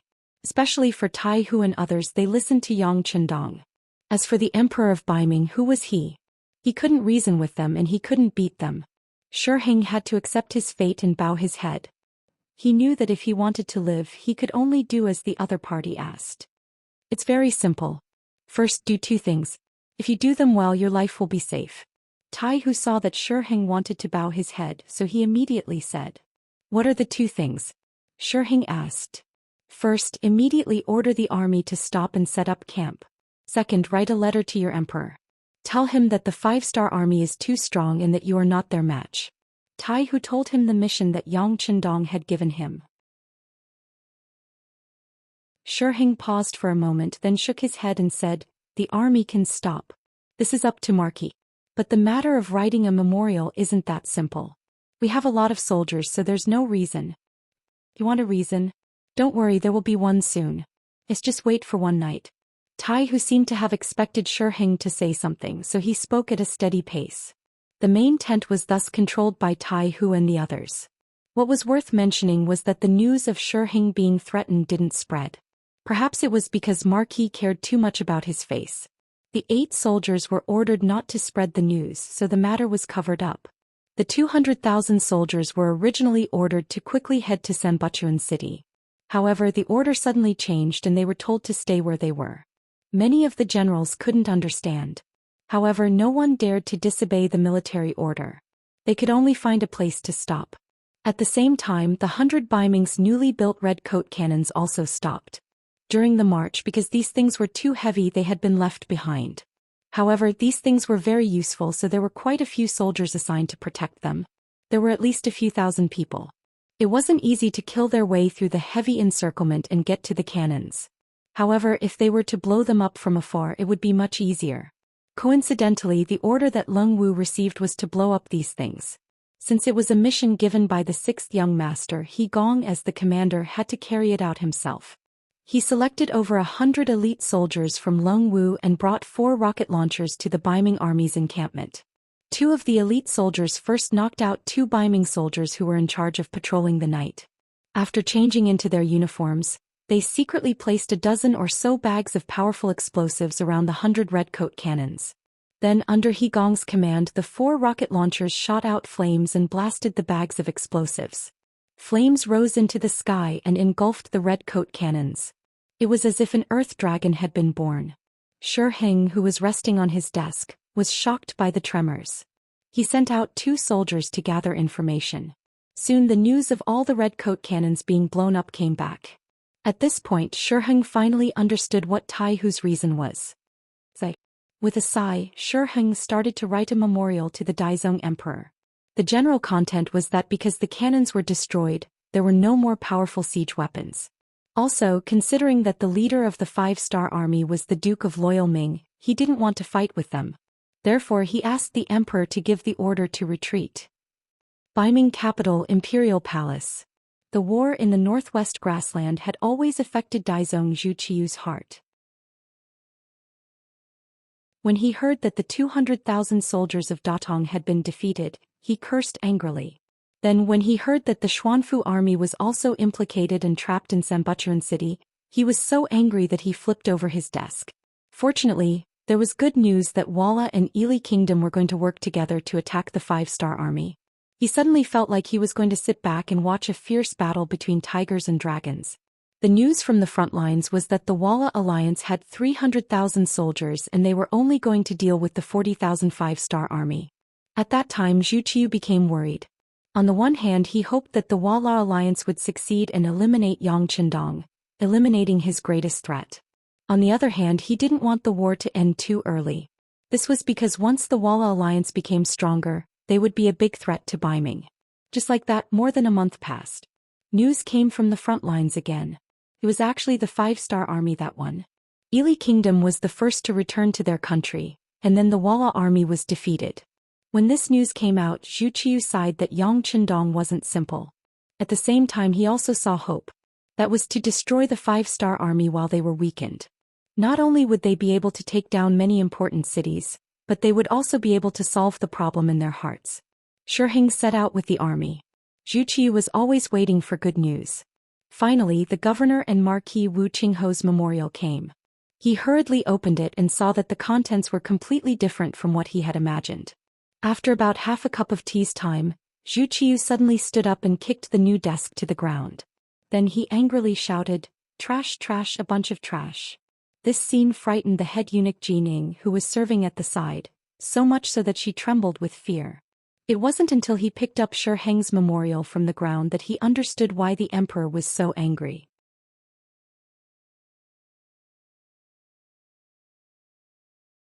Chapter 996. Shi had blasted the troops before they had even set off. Then he requested to negotiate with the 5-star army. He also said that if they had to fight with the 5-star army now, even if they won, it would be a Pyrrhic victory. If the Walla army took the opportunity to attack, they would not be able to fight back. At that time, Baiming would be in danger. Nearly 400,000 soldiers. They are only dealing with a few tens of thousands of exhausted 5-star army, yet they are still so timid. What do you think they are for? Zhu Qiu condensed the anger in his heart into one sentence and asked Jin Ying, who was standing beside him. Your Majesty, should we send another general to replace Governor Shi? Jin Ying tried to suggest another method. It's too late, it's too late. As long as the 5-star army is given enough time to rest and reorganize, they will be able to recover quickly. If that's the case, it will be like what Shi Heng said. Even if we defeat the 5-star army, it will be a Pyrrhic victory. Zhu Qiu shook his head. Opportunities were often fleeting. Any waiting could cause them to miss the best opportunity. Now the opportunity was about to pass. He did not want to fight to the death with the 5-star army just to defeat the 5-star army and not have complete confidence in killing Yang Chendong. Your Majesty, what should we do next? Jin Ying saw that the battle could not start and asked for a solution. Zhu Qiu did not answer immediately. Instead, he hesitated for a long time before he slowly said, Summon Su Yozhen. Su Yozhen had reported to Zhu Qiu what she had seen and heard after she returned from Shi City. She also said that Yang Chendong was very grateful and looked forward to being conferred the title of Bugnam of Gozhouzian by the emperor. For this reason, not only was he willing to provide nearly 200,000 Ming soldiers with provisions for free in Sanbuchuan, he was also willing to invest 5 million to help Baiming build a banking system. Zhu Qiu, who wanted to be strong, could not refuse such a request. When it came to building a bank, he had already planned to do so. Back then, his predecessor, the current emperor of the southern Ming dynasty, Zhou Xian, also had the same idea. It was just that when he saw how powerful the Yang family's bank had become, he gave up on the idea of building his own bank. He thought that rather than building his own bank, he might as well take it for himself. Wouldn't that be better? However, reality was ever-changing. Not long after, the Tumu rebellion occurred, and Zhou Xian was forced to go to the south to proclaim himself emperor. After Zhu Qiu ascended to the throne, he thought more about gathering people's support and building a new army. As for the matter of establishing a bank, he pushed it back again and again because he was short on money. Now Yang Chendong was willing to invest 5 million taels of silver to help him build a bank. How could he refuse such a good thing? At that time, Zhu Qiu had wanted to agree, but she hesitated because of the changes in the war on the grassland. He still wanted to see what would happen. If Yang Chendong was eliminated, then this promise would naturally be useless.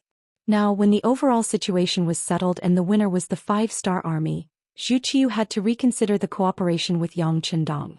It was still the same sentence: the highest level of politics was not fighting and killing, but how to achieve one's wish in mutual compromise. Although they had cooperated with the Walla coalition before, although they did not directly send troops, they had indirectly become the enemy of the 5-star army. But now, for the sake of common interests, everyone had to sit down and talk again. Su Yozhen was urgently summoned to the palace. The moment the eunuch went to deliver the decree, she knew what would happen next. Compared with the intelligence network of Baiming, the Xianxia Security Bureau was more efficient. Thanks to them, Su Yozhen even knew the truth better than Zhu Qiu. For example, the news that Marquis Wuxia Shi Heng had been controlled. After a trip to the first city, Su Yozhen's originally wavering thoughts became very firm. That was, she completely stood on the side of Yang Chendong. The matter of turning the Duke of Zhongdong into the Bugnam of Gozhouzian became her proof of allegiance and a big gift to her master. In the main hall of the palace, Zhu Qiu asked about the 5 million taels of silver. The focus was on when the silver could be taken out.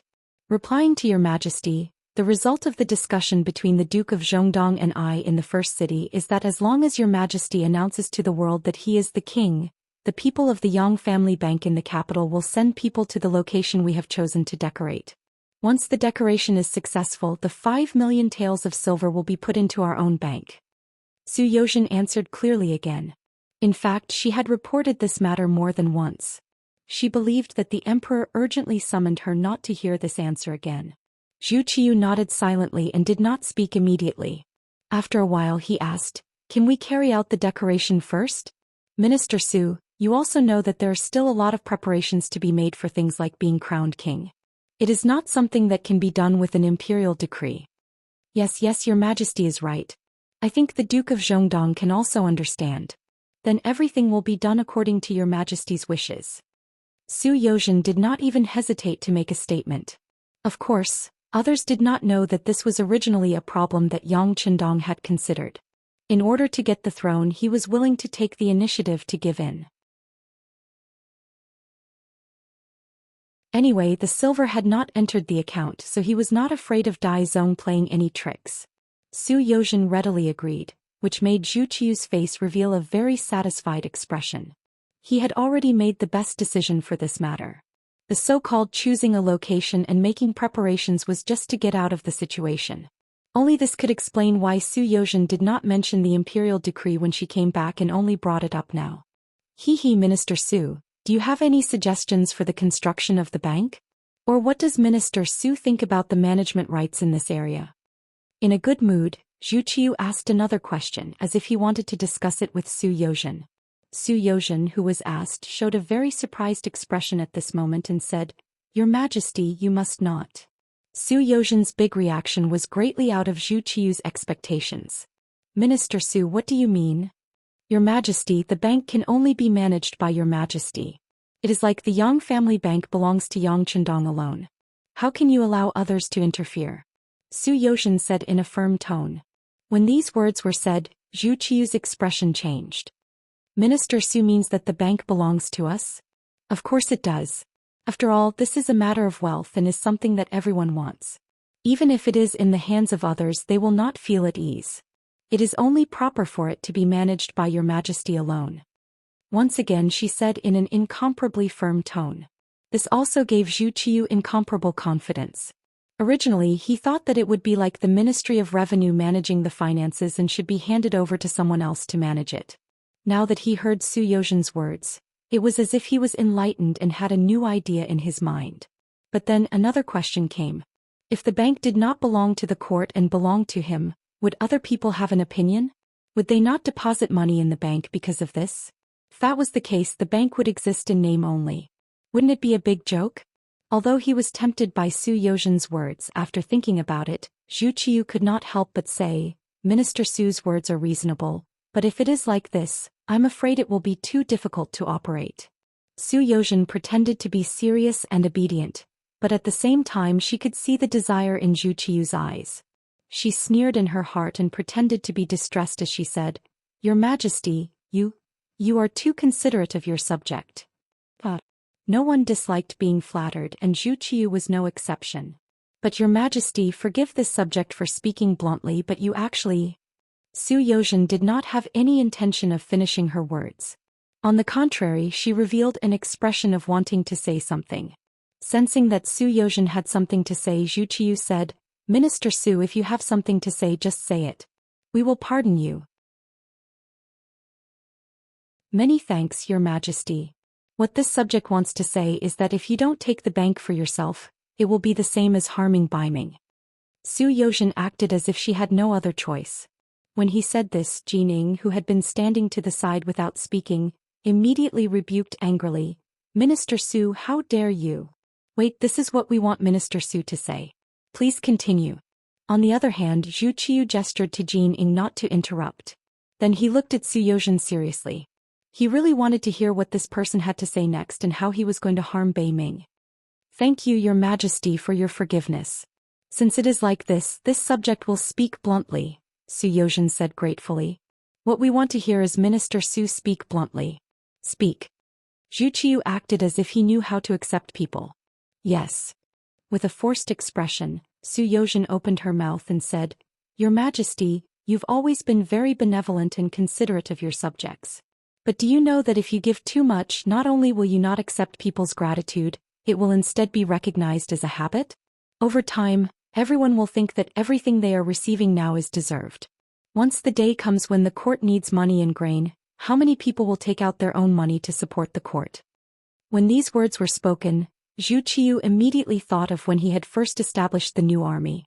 When he needed money, almost everyone was trying to shirk it. In the end, he had no choice but to continuously borrow money from Yang Chendong. The feeling of a high and mighty emperor borrowing money from his subjects was naturally very unpleasant. When he faced Yang Chendong, he always felt that he lacked confidence. Was it all because he was too good to his subjects? Thinking of this, he asked in confusion, "Are there really not many people in the court who are willing to work for us sincerely?"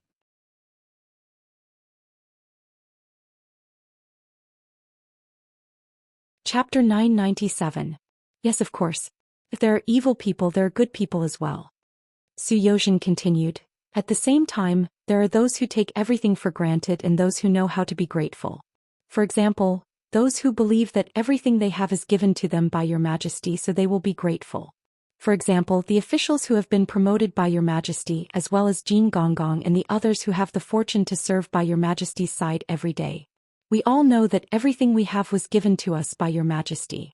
To say something disrespectful, if there comes a day when your majesty is no longer here, everything we have will also be gone.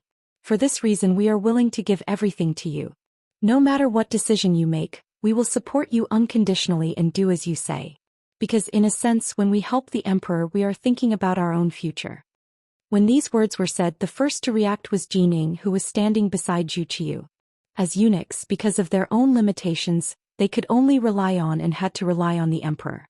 As long as they received the emperor's approval, their future paths would be smooth and their work would be smooth. For example, they were a group of parasites that lived on the main body. If they wanted to live comfortably, they needed the main body to be strong enough. It was precisely because she understood these principles that when Zhou Xian said these words, Jin Ying felt the same way and revealed a grateful expression. This was equivalent to Zhou Xian reminding the emperor that he was a trustworthy person. Of course, he had to make friends with a minister who was willing to speak up for him. Zhu Qiu did not feel the same way as Jin Ying, but she also knew that there was some truth in these words. Just as it was often said in the history books, a new emperor had a new court of officials.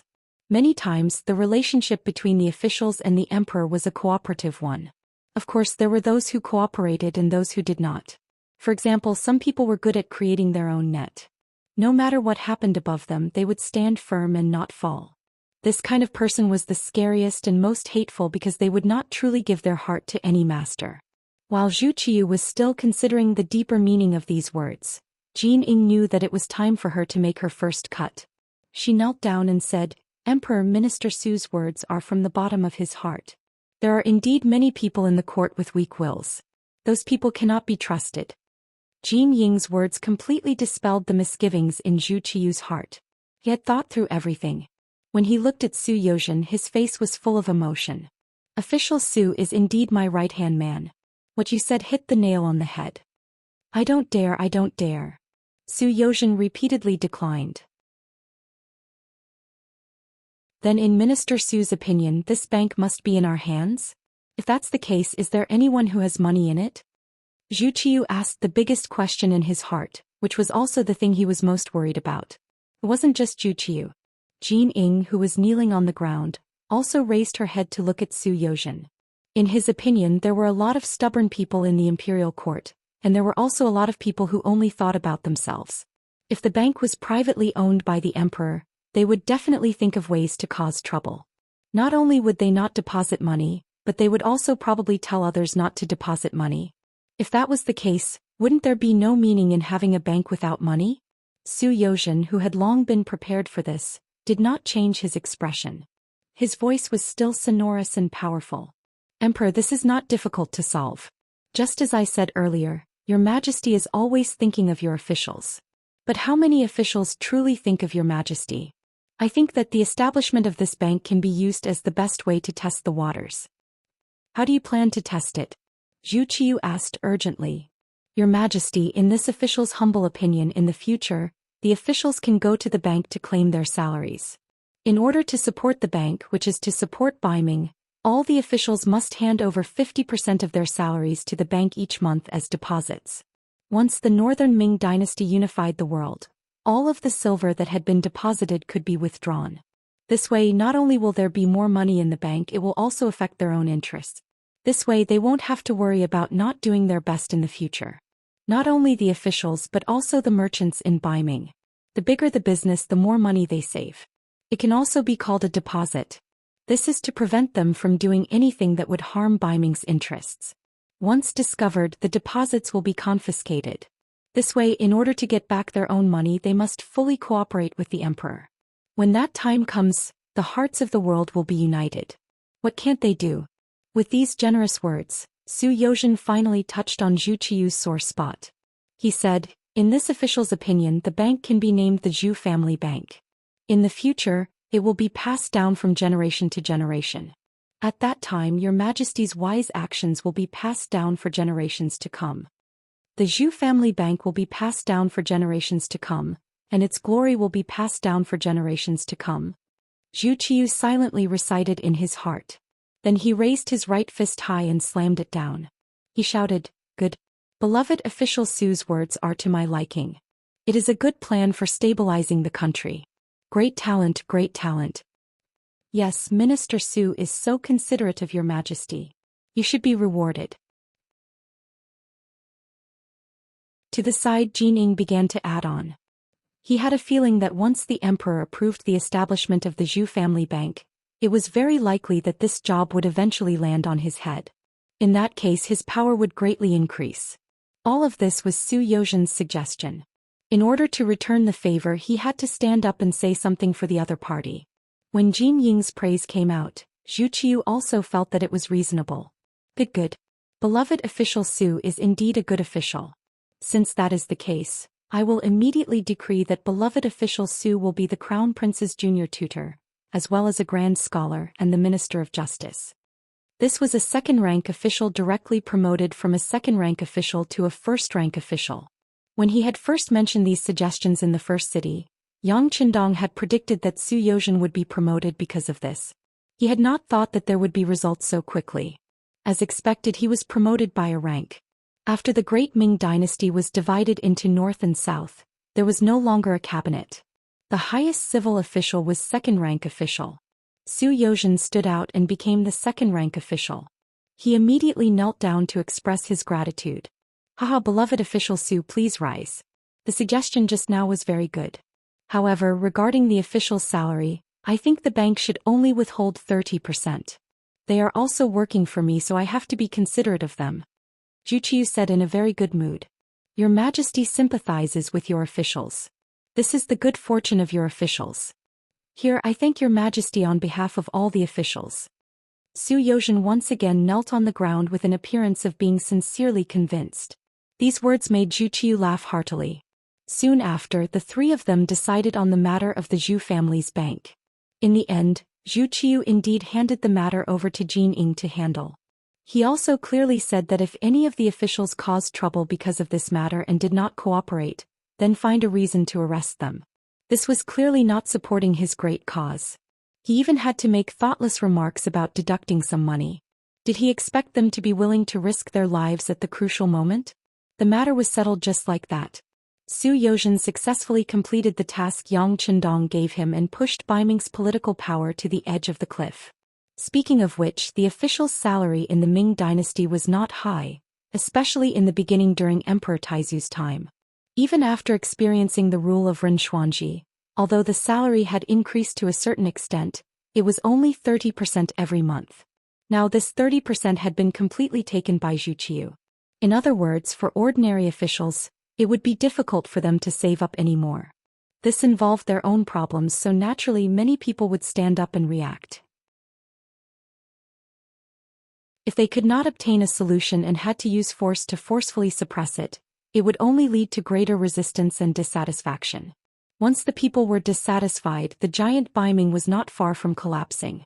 This was Yang Qindong's move to use a peaceful method to solve the Ming dynasty's problem. Now it seemed that Zhu Qiu had already fallen for it. Perhaps it would take a certain amount of time or a very long time for it to take effect. But after all, the first step had already been taken, right? Su Yozhen left. He did not return to his residence. Instead, he went directly to the Yang family bank in the capital to explain the Baiming emperor's intentions. Soon, the location of the Zhou family bank and the establishment of the corresponding equipment were on the right track. Next, they had to consider the important matter of issuing an imperial edict for Yang Qindong to be Bugnam of Gozhouzian. On the grassland, all the reports from Su Yozhen came from the security bureau. Yang Qindong was overjoyed. The matter was settled. The next thing was to settle the grassland matter. It was already the 10th month of 1455 AD. The weather began to cool down in the morning and evening.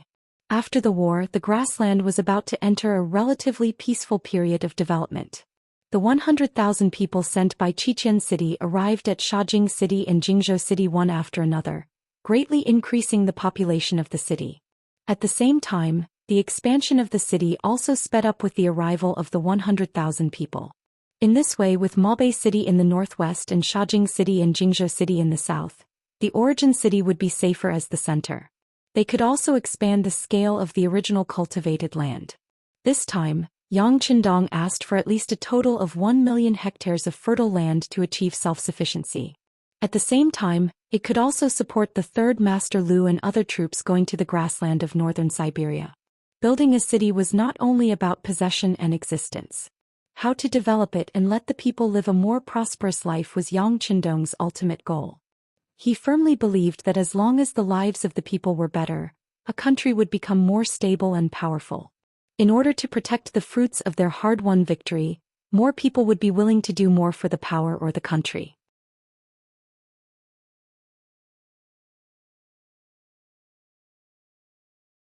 Chapter 998. Solving the problem of food, clothing and housing was something that needed to be solved urgently and had to be solved. For these, Yang Qindong personally put forward various proposals and experiences. With the full support of the first city, the two cities of Shajing and Jingzhou were constantly changing. It was far from enough for a city to merely have high walls. It also required the existence of a powerful army. Only then would it be able to form an effective deterrent force, and only then would it be able to avoid being invaded and targeted by others. After Yang Qindong thought about it, he handed over the matter of guarding the two cities to the new Second Army. In the battle with Walla, the new Second Army performed well. Although it was not as strong as the new First Army, it was at least much stronger than the Maobei Division and the Maobei Tribal Alliance that had lost their defensive line. Therefore, Yang Qindong was relieved to hand over the security of the south side of the first city to the new Second Army. The army surrounding Sambilachuan City had not yet withdrawn, but the corresponding commanding officers had already arrived at Shajing City and held a meeting in the newly built Yang Mansion here. At the meeting, Yang Qindong personally awarded the Major General Gold Star to the commander of the new Second Army, Tian Hu, the commander of the 1st Cavalry Division, which attracted everyone's congratulations and applause. Listening to the congratulatory applause and looking at the field officers who attended the meeting, Yang Qindong reached out his hand to signal everyone to be quiet. Then he encouraged, comforted, and at the same time said in a cheering tone, "Today Shibi and Tian Hu were promoted to Major General, but there will be more generals in the future. In the future we will form a new army, the new 4th Army, or even more. As long as you have the strength and ability, then don't be afraid of not having a chance to show off." In the first city defense battle, Yang Qindong saw his own shortcomings. That was, when facing a strong enemy, the soldiers in his hands were still too few. Could be said that his foundation was too weak. It had only been a few years and he pursued the path of elite soldiers. As the first city had completely gained a firm foothold on the grassland, Yang Qindong's requirements for the elite cavalry were also constantly increasing. From a small number of elite cavalry to a large number of elite cavalry. After the meeting, Yang Qindong stayed behind and talked about the situation on the grassland. "The Baiming army won't be able to surround us for too long. Young master, I might have to leave this place for a while. Do you know what to do?" In the face of this interview, Sherbet nodded heavily and said, "Sixth young master, thank you for handing such a heavy responsibility to me. I will not let you down. I have also considered the following matters. There are 3 main points that I would like to ask the 6th young master to correct. Tell me about it." Seeing that he was prepared, Yang Qindong nodded with satisfaction. The reason why he promoted this person's position so quickly was that he had a good view of the overall situation. Now it seemed that he did not disappoint him along the way. Sherbet began to express his opinions. The first point was to stabilize Shajing City and Jingzhou City and build them here at the same time. Not only would they become the southern barrier of the first city, but they would also become the new base of the 5-star army. Once they attacked from the south, it would become the most solid defense. The second point was how to have a good relationship with the Baiming army. It was neither too far nor too close. They would not make a move, but they would also make the other party afraid. The third point was to develop commerce and handicraft industry. Sherbet mentioned that he had seen some weaving factories built in the first city. He thought that it was possible to move some of them to Shajing City and continue to develop. At the same time, he could also use the natural advantages here to raise a large number of horses and sheep. In short, he wanted to be self-sufficient as soon as possible. Very good. After listening to Sherbet's speech, Yang Chendong gave him a lot of encouragement and then said, "This time I will move the people of the 2 cities to the first city in Maobei City. At that time, the total of 100,000 people in the 2 cities will be completely trustworthy. They will be very obedient. This will be more conducive for you to carry out your plan.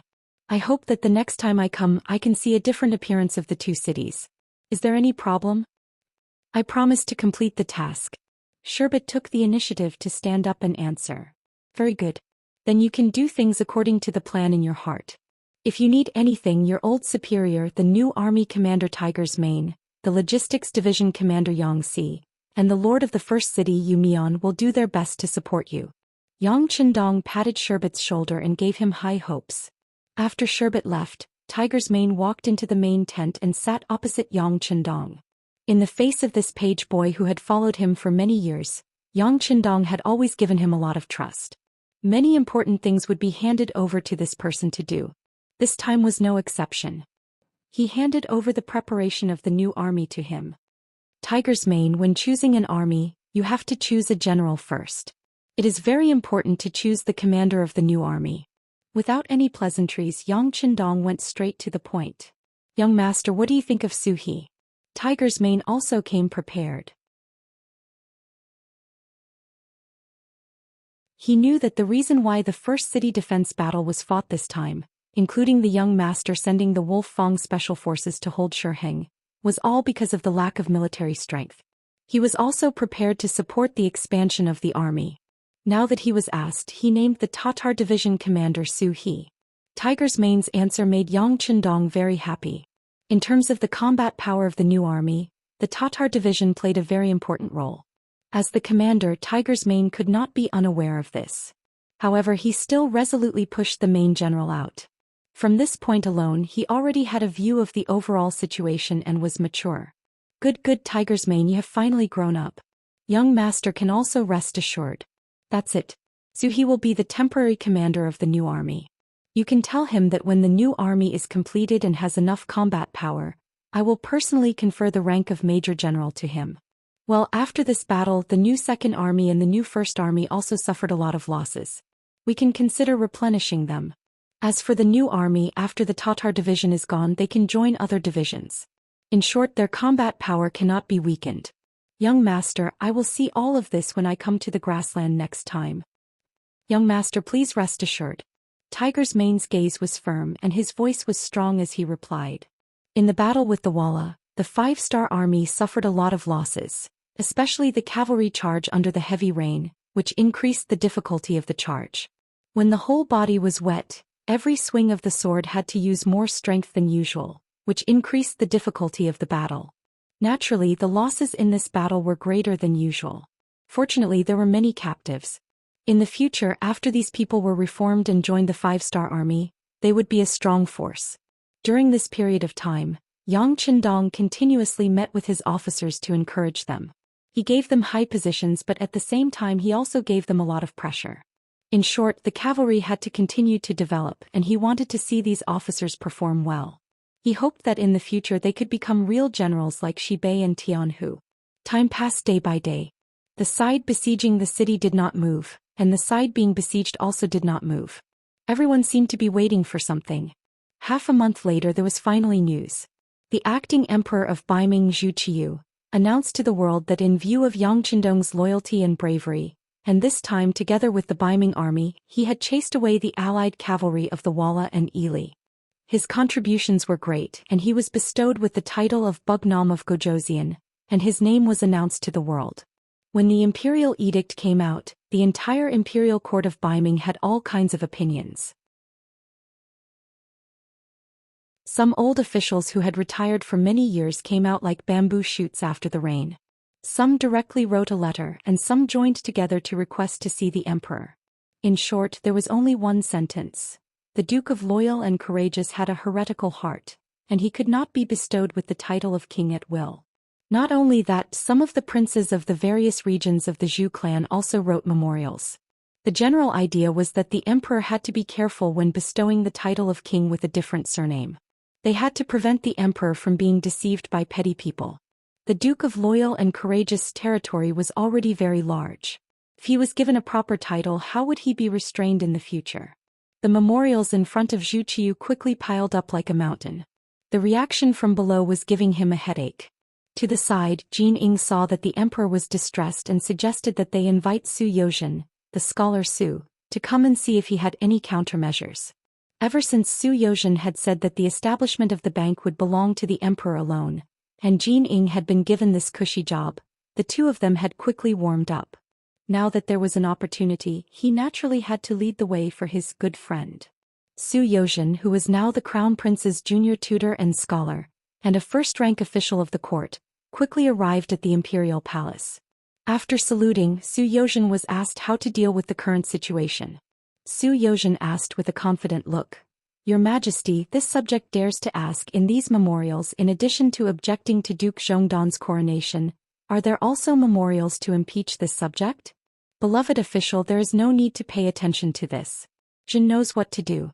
In order to comfort Su Youxian, Zhu Qiu purposely put on an expression of complete trust in him and that there was no need for him to worry. This proved that there was. Su Youxian understood and immediately said, "Your Majesty, this subject believes that this is a very normal matter. At the end of the day, the root cause of these actions is only one word: jealousy." Jealousy? Zhu Qiu didn't quite understand. Yes, jealousy. They are jealous that this subject has become the crown prince's junior tutor and scholar, so they are impeaching this subject. At the same time, they are jealous that the Duke of Loyal and Courageous being bestowed the title of king, so they are also impeaching him. Speaking of which, it is just the thoughts of petty people. It is not worth paying attention to. You are the emperor. You are the favored son of the heavens. When something happens, your words carry enormous weight. Why do you need to act according to other people's wishes? In the end, this country is still yours. It is up to the emperor to decide who to promote and who to use. Speaking of which, the country needs money. Why don't we see them jumping out to give their opinions? This kind of person who only knows how to be jealous of others is useless at crucial times. They only know how to argue and use their pen. It is not worth your Majesty paying attention to their opinions.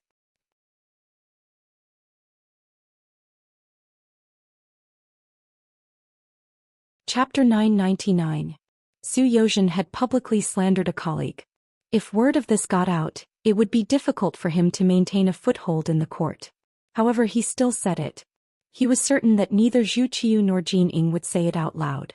From a certain perspective, they were already in the same boat. They were bound together for good or ill.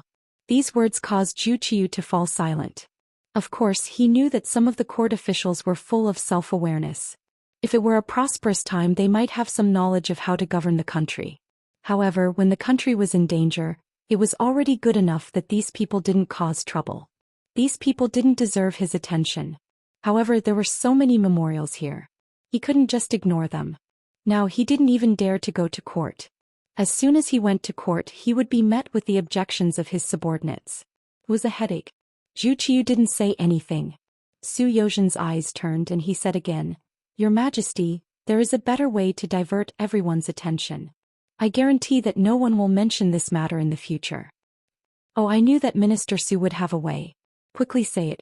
Zhu Qiu had been waiting for this result. He immediately asked with a face full of joy. "Yes, I believe that it is time to announce the establishment of the Zhu family bank and the matter of the salary being deducted to the world." What? Zhu Qiu's face was filled with shock when he heard this. Then he shook his head violently and said, "The coronation has already caused so much chaos. If the matter of the bank is also revealed, won't it be even more chaotic?" It won't. In order to strengthen Zhu Qiu's heart, Su Youxian took the initiative to say, "Your Majesty, instead of doing all that you can to suppress the side effects of the coronation, you shouldn't reveal the matter of the bank. Let's see how they deal with it. When the time comes, Your Majesty will use all your power as the Son of Heaven to suppress it. Everything will be fine." Su Youxian's intention was quite obvious. Since there was going to be chaos, it was better to release all the things that were going to be chaotic. In this way the first chaos would still be chaos and the second chaos would still be chaos. It was better than solving things one by one. Your Majesty, Lord Su's words are reasonable. Jin Ying saw an opportunity and spoke up to encourage him. This was actually what he wanted to say. Jin Ying naturally did not care about the chaos caused by Yang Qindong's coronation. If it was possible he would have opposed being crowned king. However, if he did not give the throne, the 5 million taels of silver would be in his hands. Helpless, he could only take a step back. Now that the matter was in chaos, it was unknown how long it would take for the bank to be built. How could he reap any benefits from it? In short, Jin Ying's idea was that the earlier the bank was established, the earlier he could make money. As for whether it was chaotic or not, what did that have to do with him? After Jin Ying added, Su Yozhen spoke for the third time. Your Majesty, the matter of the bank is related to the foundation of the country.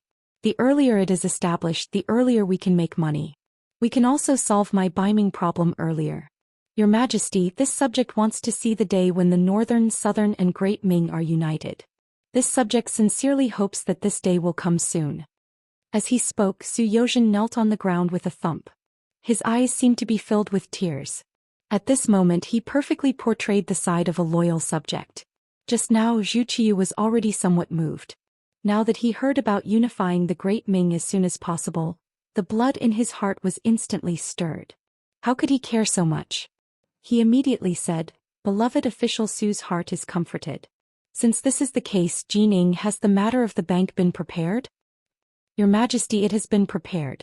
We only need to wait for the silver to arrive before we can open for business.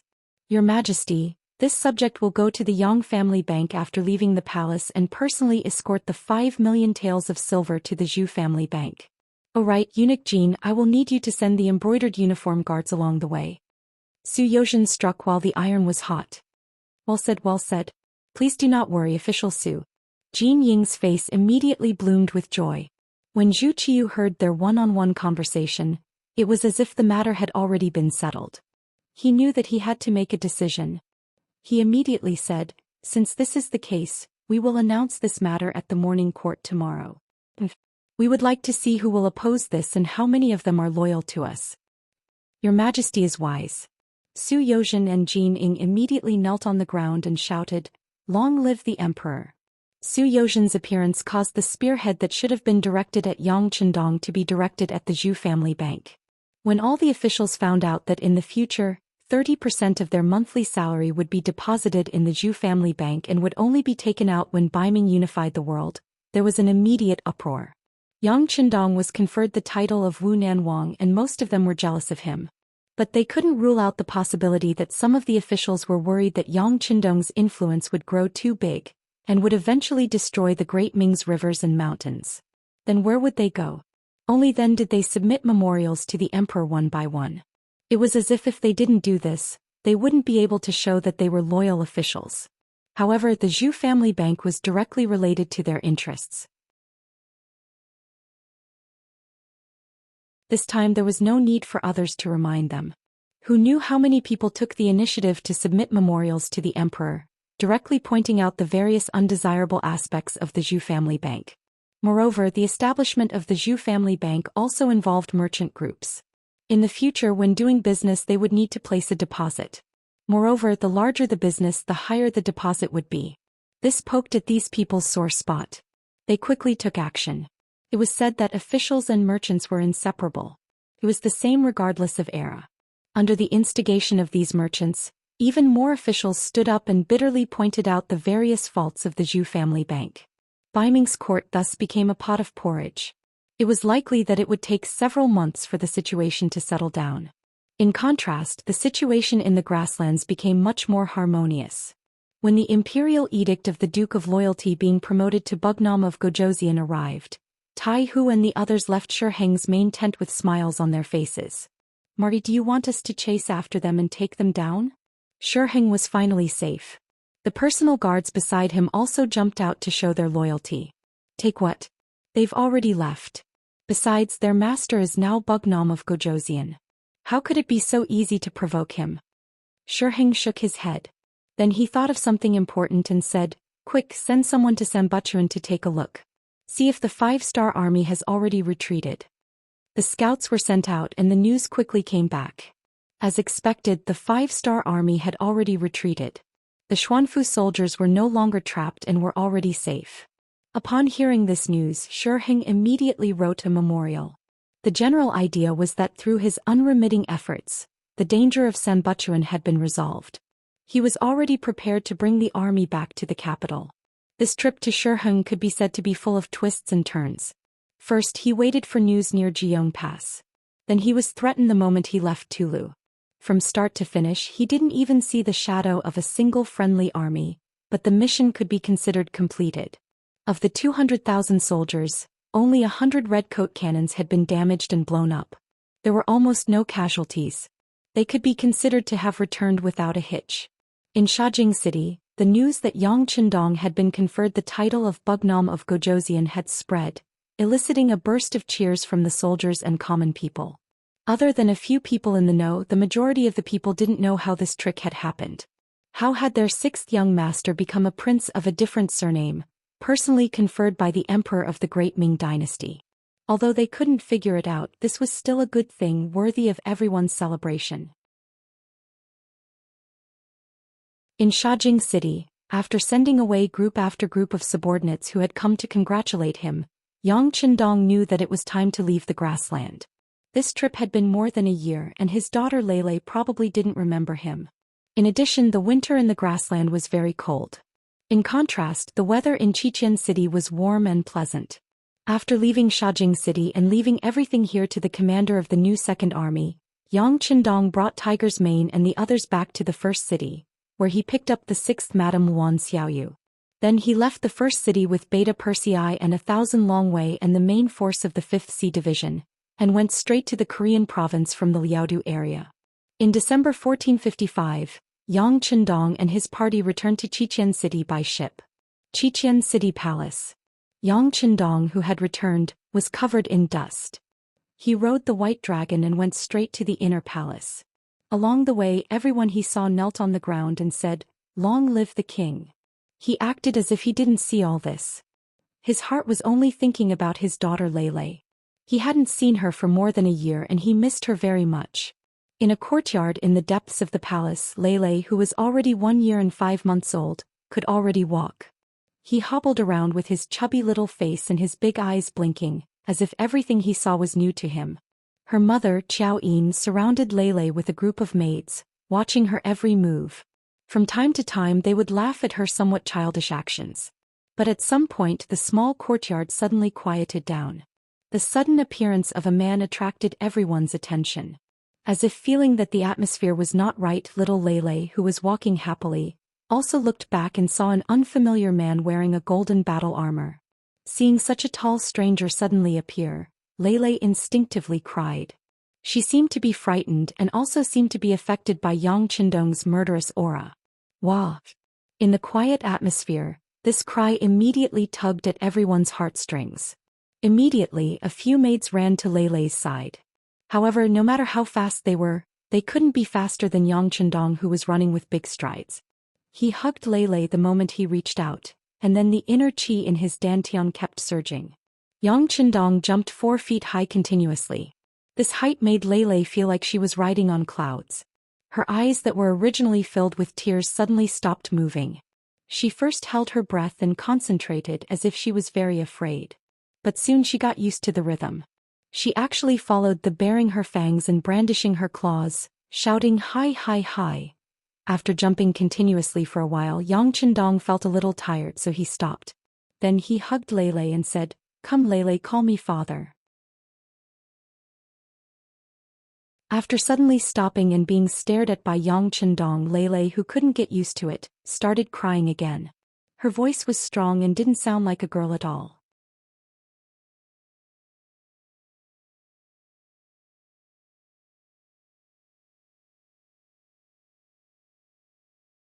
This kind of occupation was meaningless, so Yang Qindong slowed down. Now that he had 600,000 loyal Han citizens, it was enough for him to conquer a large area. Good news came one after another. The many years of hard work in Crimson City were finally paying off. It also meant that Yang Xia's forces could reach a new level in the future. After returning to Crimson City, other than meeting all kinds of people and going to the various factories and units to give his opinions, Yang Qindong spent most of his time in the palace playing with his daughter Lele and working hard at night. There was no other way. Yang Qindong's love for Lele exceeded everyone else's love. Every night, as long as he had time, he would personally coax his daughter to sleep and patiently tell her stories before going to accompany the other madams.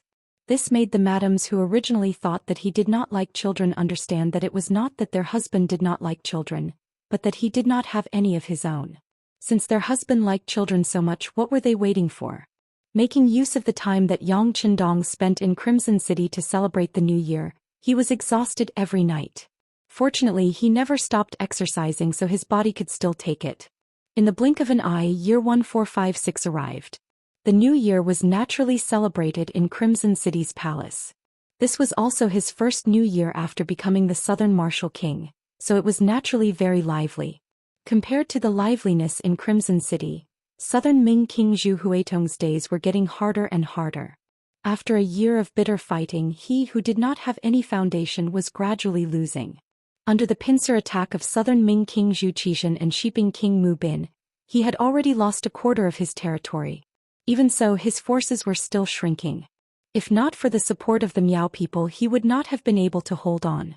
But even so, with his defeat without external help, it was only a matter of time before he lost this war. Southern Ming insects Zhu Xian had a good new year. When all the food was bought by the 5-star army at a fair price, the pressure on him decreased a lot. The soldiers did not need to continue farming and only needed to train and wait for the battlefield.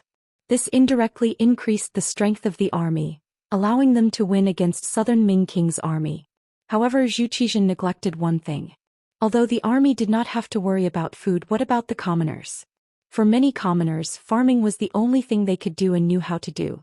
But now the country did not care about farming at all. They did not give any help, but the taxes they collected were not low at all. Other than a few landlords who still had a lot of land, the commoners who only had a few plots of land could not survive. In order to survive, they had no choice but to look for other ways to survive. The 5-star army shelter near Langshan became a place where many people went to. The Langshan shelter was specially built by Yang Qindong to take in the Han people who had no home to return to and had nowhere to live. There was enough food and carriages there. As long as the Han people escaped there, they would be able to eat their fill and wear warm clothes. At the same time, the 5-star army soldiers stationed there would ensure their safety. It was also said that after coming here, they would be quickly taken away. As long as they performed well, they would be given a large plot of land and live a rich life. As more and more Han people appeared in Crimson City and even secretly entered the Southern Ming Kingdom, their influence grew. In just a year, the number of citizens in the Southern Ming Kingdom had decreased by more than 1 million. However, because the Southern Ming Kingdom had tens of millions of people and most of the people who escaped were the lowest class people who had nowhere to go, it did not attract much attention. Increase our efforts and send people to send large amounts of food to the shelter. In short, as long as there is still a breath left, we must save all the Han people and give them a new life. In the Crimson City Lord's mansion, Yang Qindong and Yu Qian sat opposite each other. When they talked about the Southern Ming Kingdom, King Nanwu spoke with an unquestionable tone. Regarding Yang Qindong's compassion and love for the people, Yu Qian naturally agreed. However, when he thought about the voices of opposition, he could not help but say, King Nanwu, if we do this, we will have to pay a lot more money in food. Some people say that it is not worth it to exchange for some illiterate people. *T. Yang Qindong directly refuted this statement. The people being illiterate is not their choice. It is the system and environment. How many of the Crimson City people were literate in the past? Since they can learn, why can't others learn? City Lord Yu, if anyone says such words in the future, tell them to talk to me directly. I want to see how many heads they have. Yang Qindong rarely spoke in a reprimanding tone. It could be seen that the position of the Han people in his heart was very high. Such a decision made Yu Qian very happy. He was originally an exception in the great Ming dynasty's officialdom. He was also a person who spoke for the people. Now there was someone who not only had the same thoughts as him, but also had the qualifications to keep his word. How could he not be happy? However, at the same time he had a kind of concern. What was the point of having so many Han people? The entire Crimson City and even the entire Ryukyu Island had been developed in the past few years. If there were more people, there would really be no land to plant. Bugnam of Gojoseon, based on the current situation of Ryukyu Island, there is no need for too many people. Even if some factories still need people, the number needed is limited. The arrival of these people will only increase our burden. As he spoke of the worries in his heart, Yu Qian stared at Yang Chendong. He wanted to see his trump card. This would be a great comfort for him when he did things in the future. To others, Yang Chendong only expressed goodwill towards the Han people, but did not completely expose his ambitions. However, to Yu Qian, a person who was truly loyal to the Han, Yang Chendong did not have any intention of hiding. Firstly, he knew that Yu Qian was tight-lipped. Secondly, his own ideals did not conflict with Yu Qian's, so he would be supported. Thirdly, as the city lord of Crimson City, in fact, Xianxia was the highest official in charge of the place. He also needed to know his own thoughts. Thus, in front of outsiders, Yang Chendong expressed his own ideals for the first time. City Lord Yu, Crimson City does not need so many Han people, but other places do. For true Han people, we will only think that there are too few, not too many. Bugnam of Gojoseon's meaning is. Yu Qian seemed to understand, but it also seemed like he did not completely understand. The meaning is very simple. Our Xianxia's territory will not be limited to what is in front of you. You can see the land around Great Ming, but there are many places that you cannot see. For example, the Western world where Portugal and Spain are located will be like Laos in the future, becoming our territory. Speaking of this, Yang Chendong's eyes were filled with a trace of hope and passion. As the city lord of Crimson City, developing businesses was also within his jurisdiction. Naturally, Yu Qian was not unfamiliar with Portugal, Spain, and the other Western countries. From what he knew, that place was also very vast. It was just that it was too far away and he had to cross the sea, so he did not pay too much attention to it. What he did not expect was that Yang Chendong had actually set his sights on that place. Just how ambitious was that? For a moment, Yu Qian was truly shocked. You're tuning in to the Zhou Xian's Legacy YouTube channel. Don't forget to subscribe and join us on this journey to catch the most captivating stories.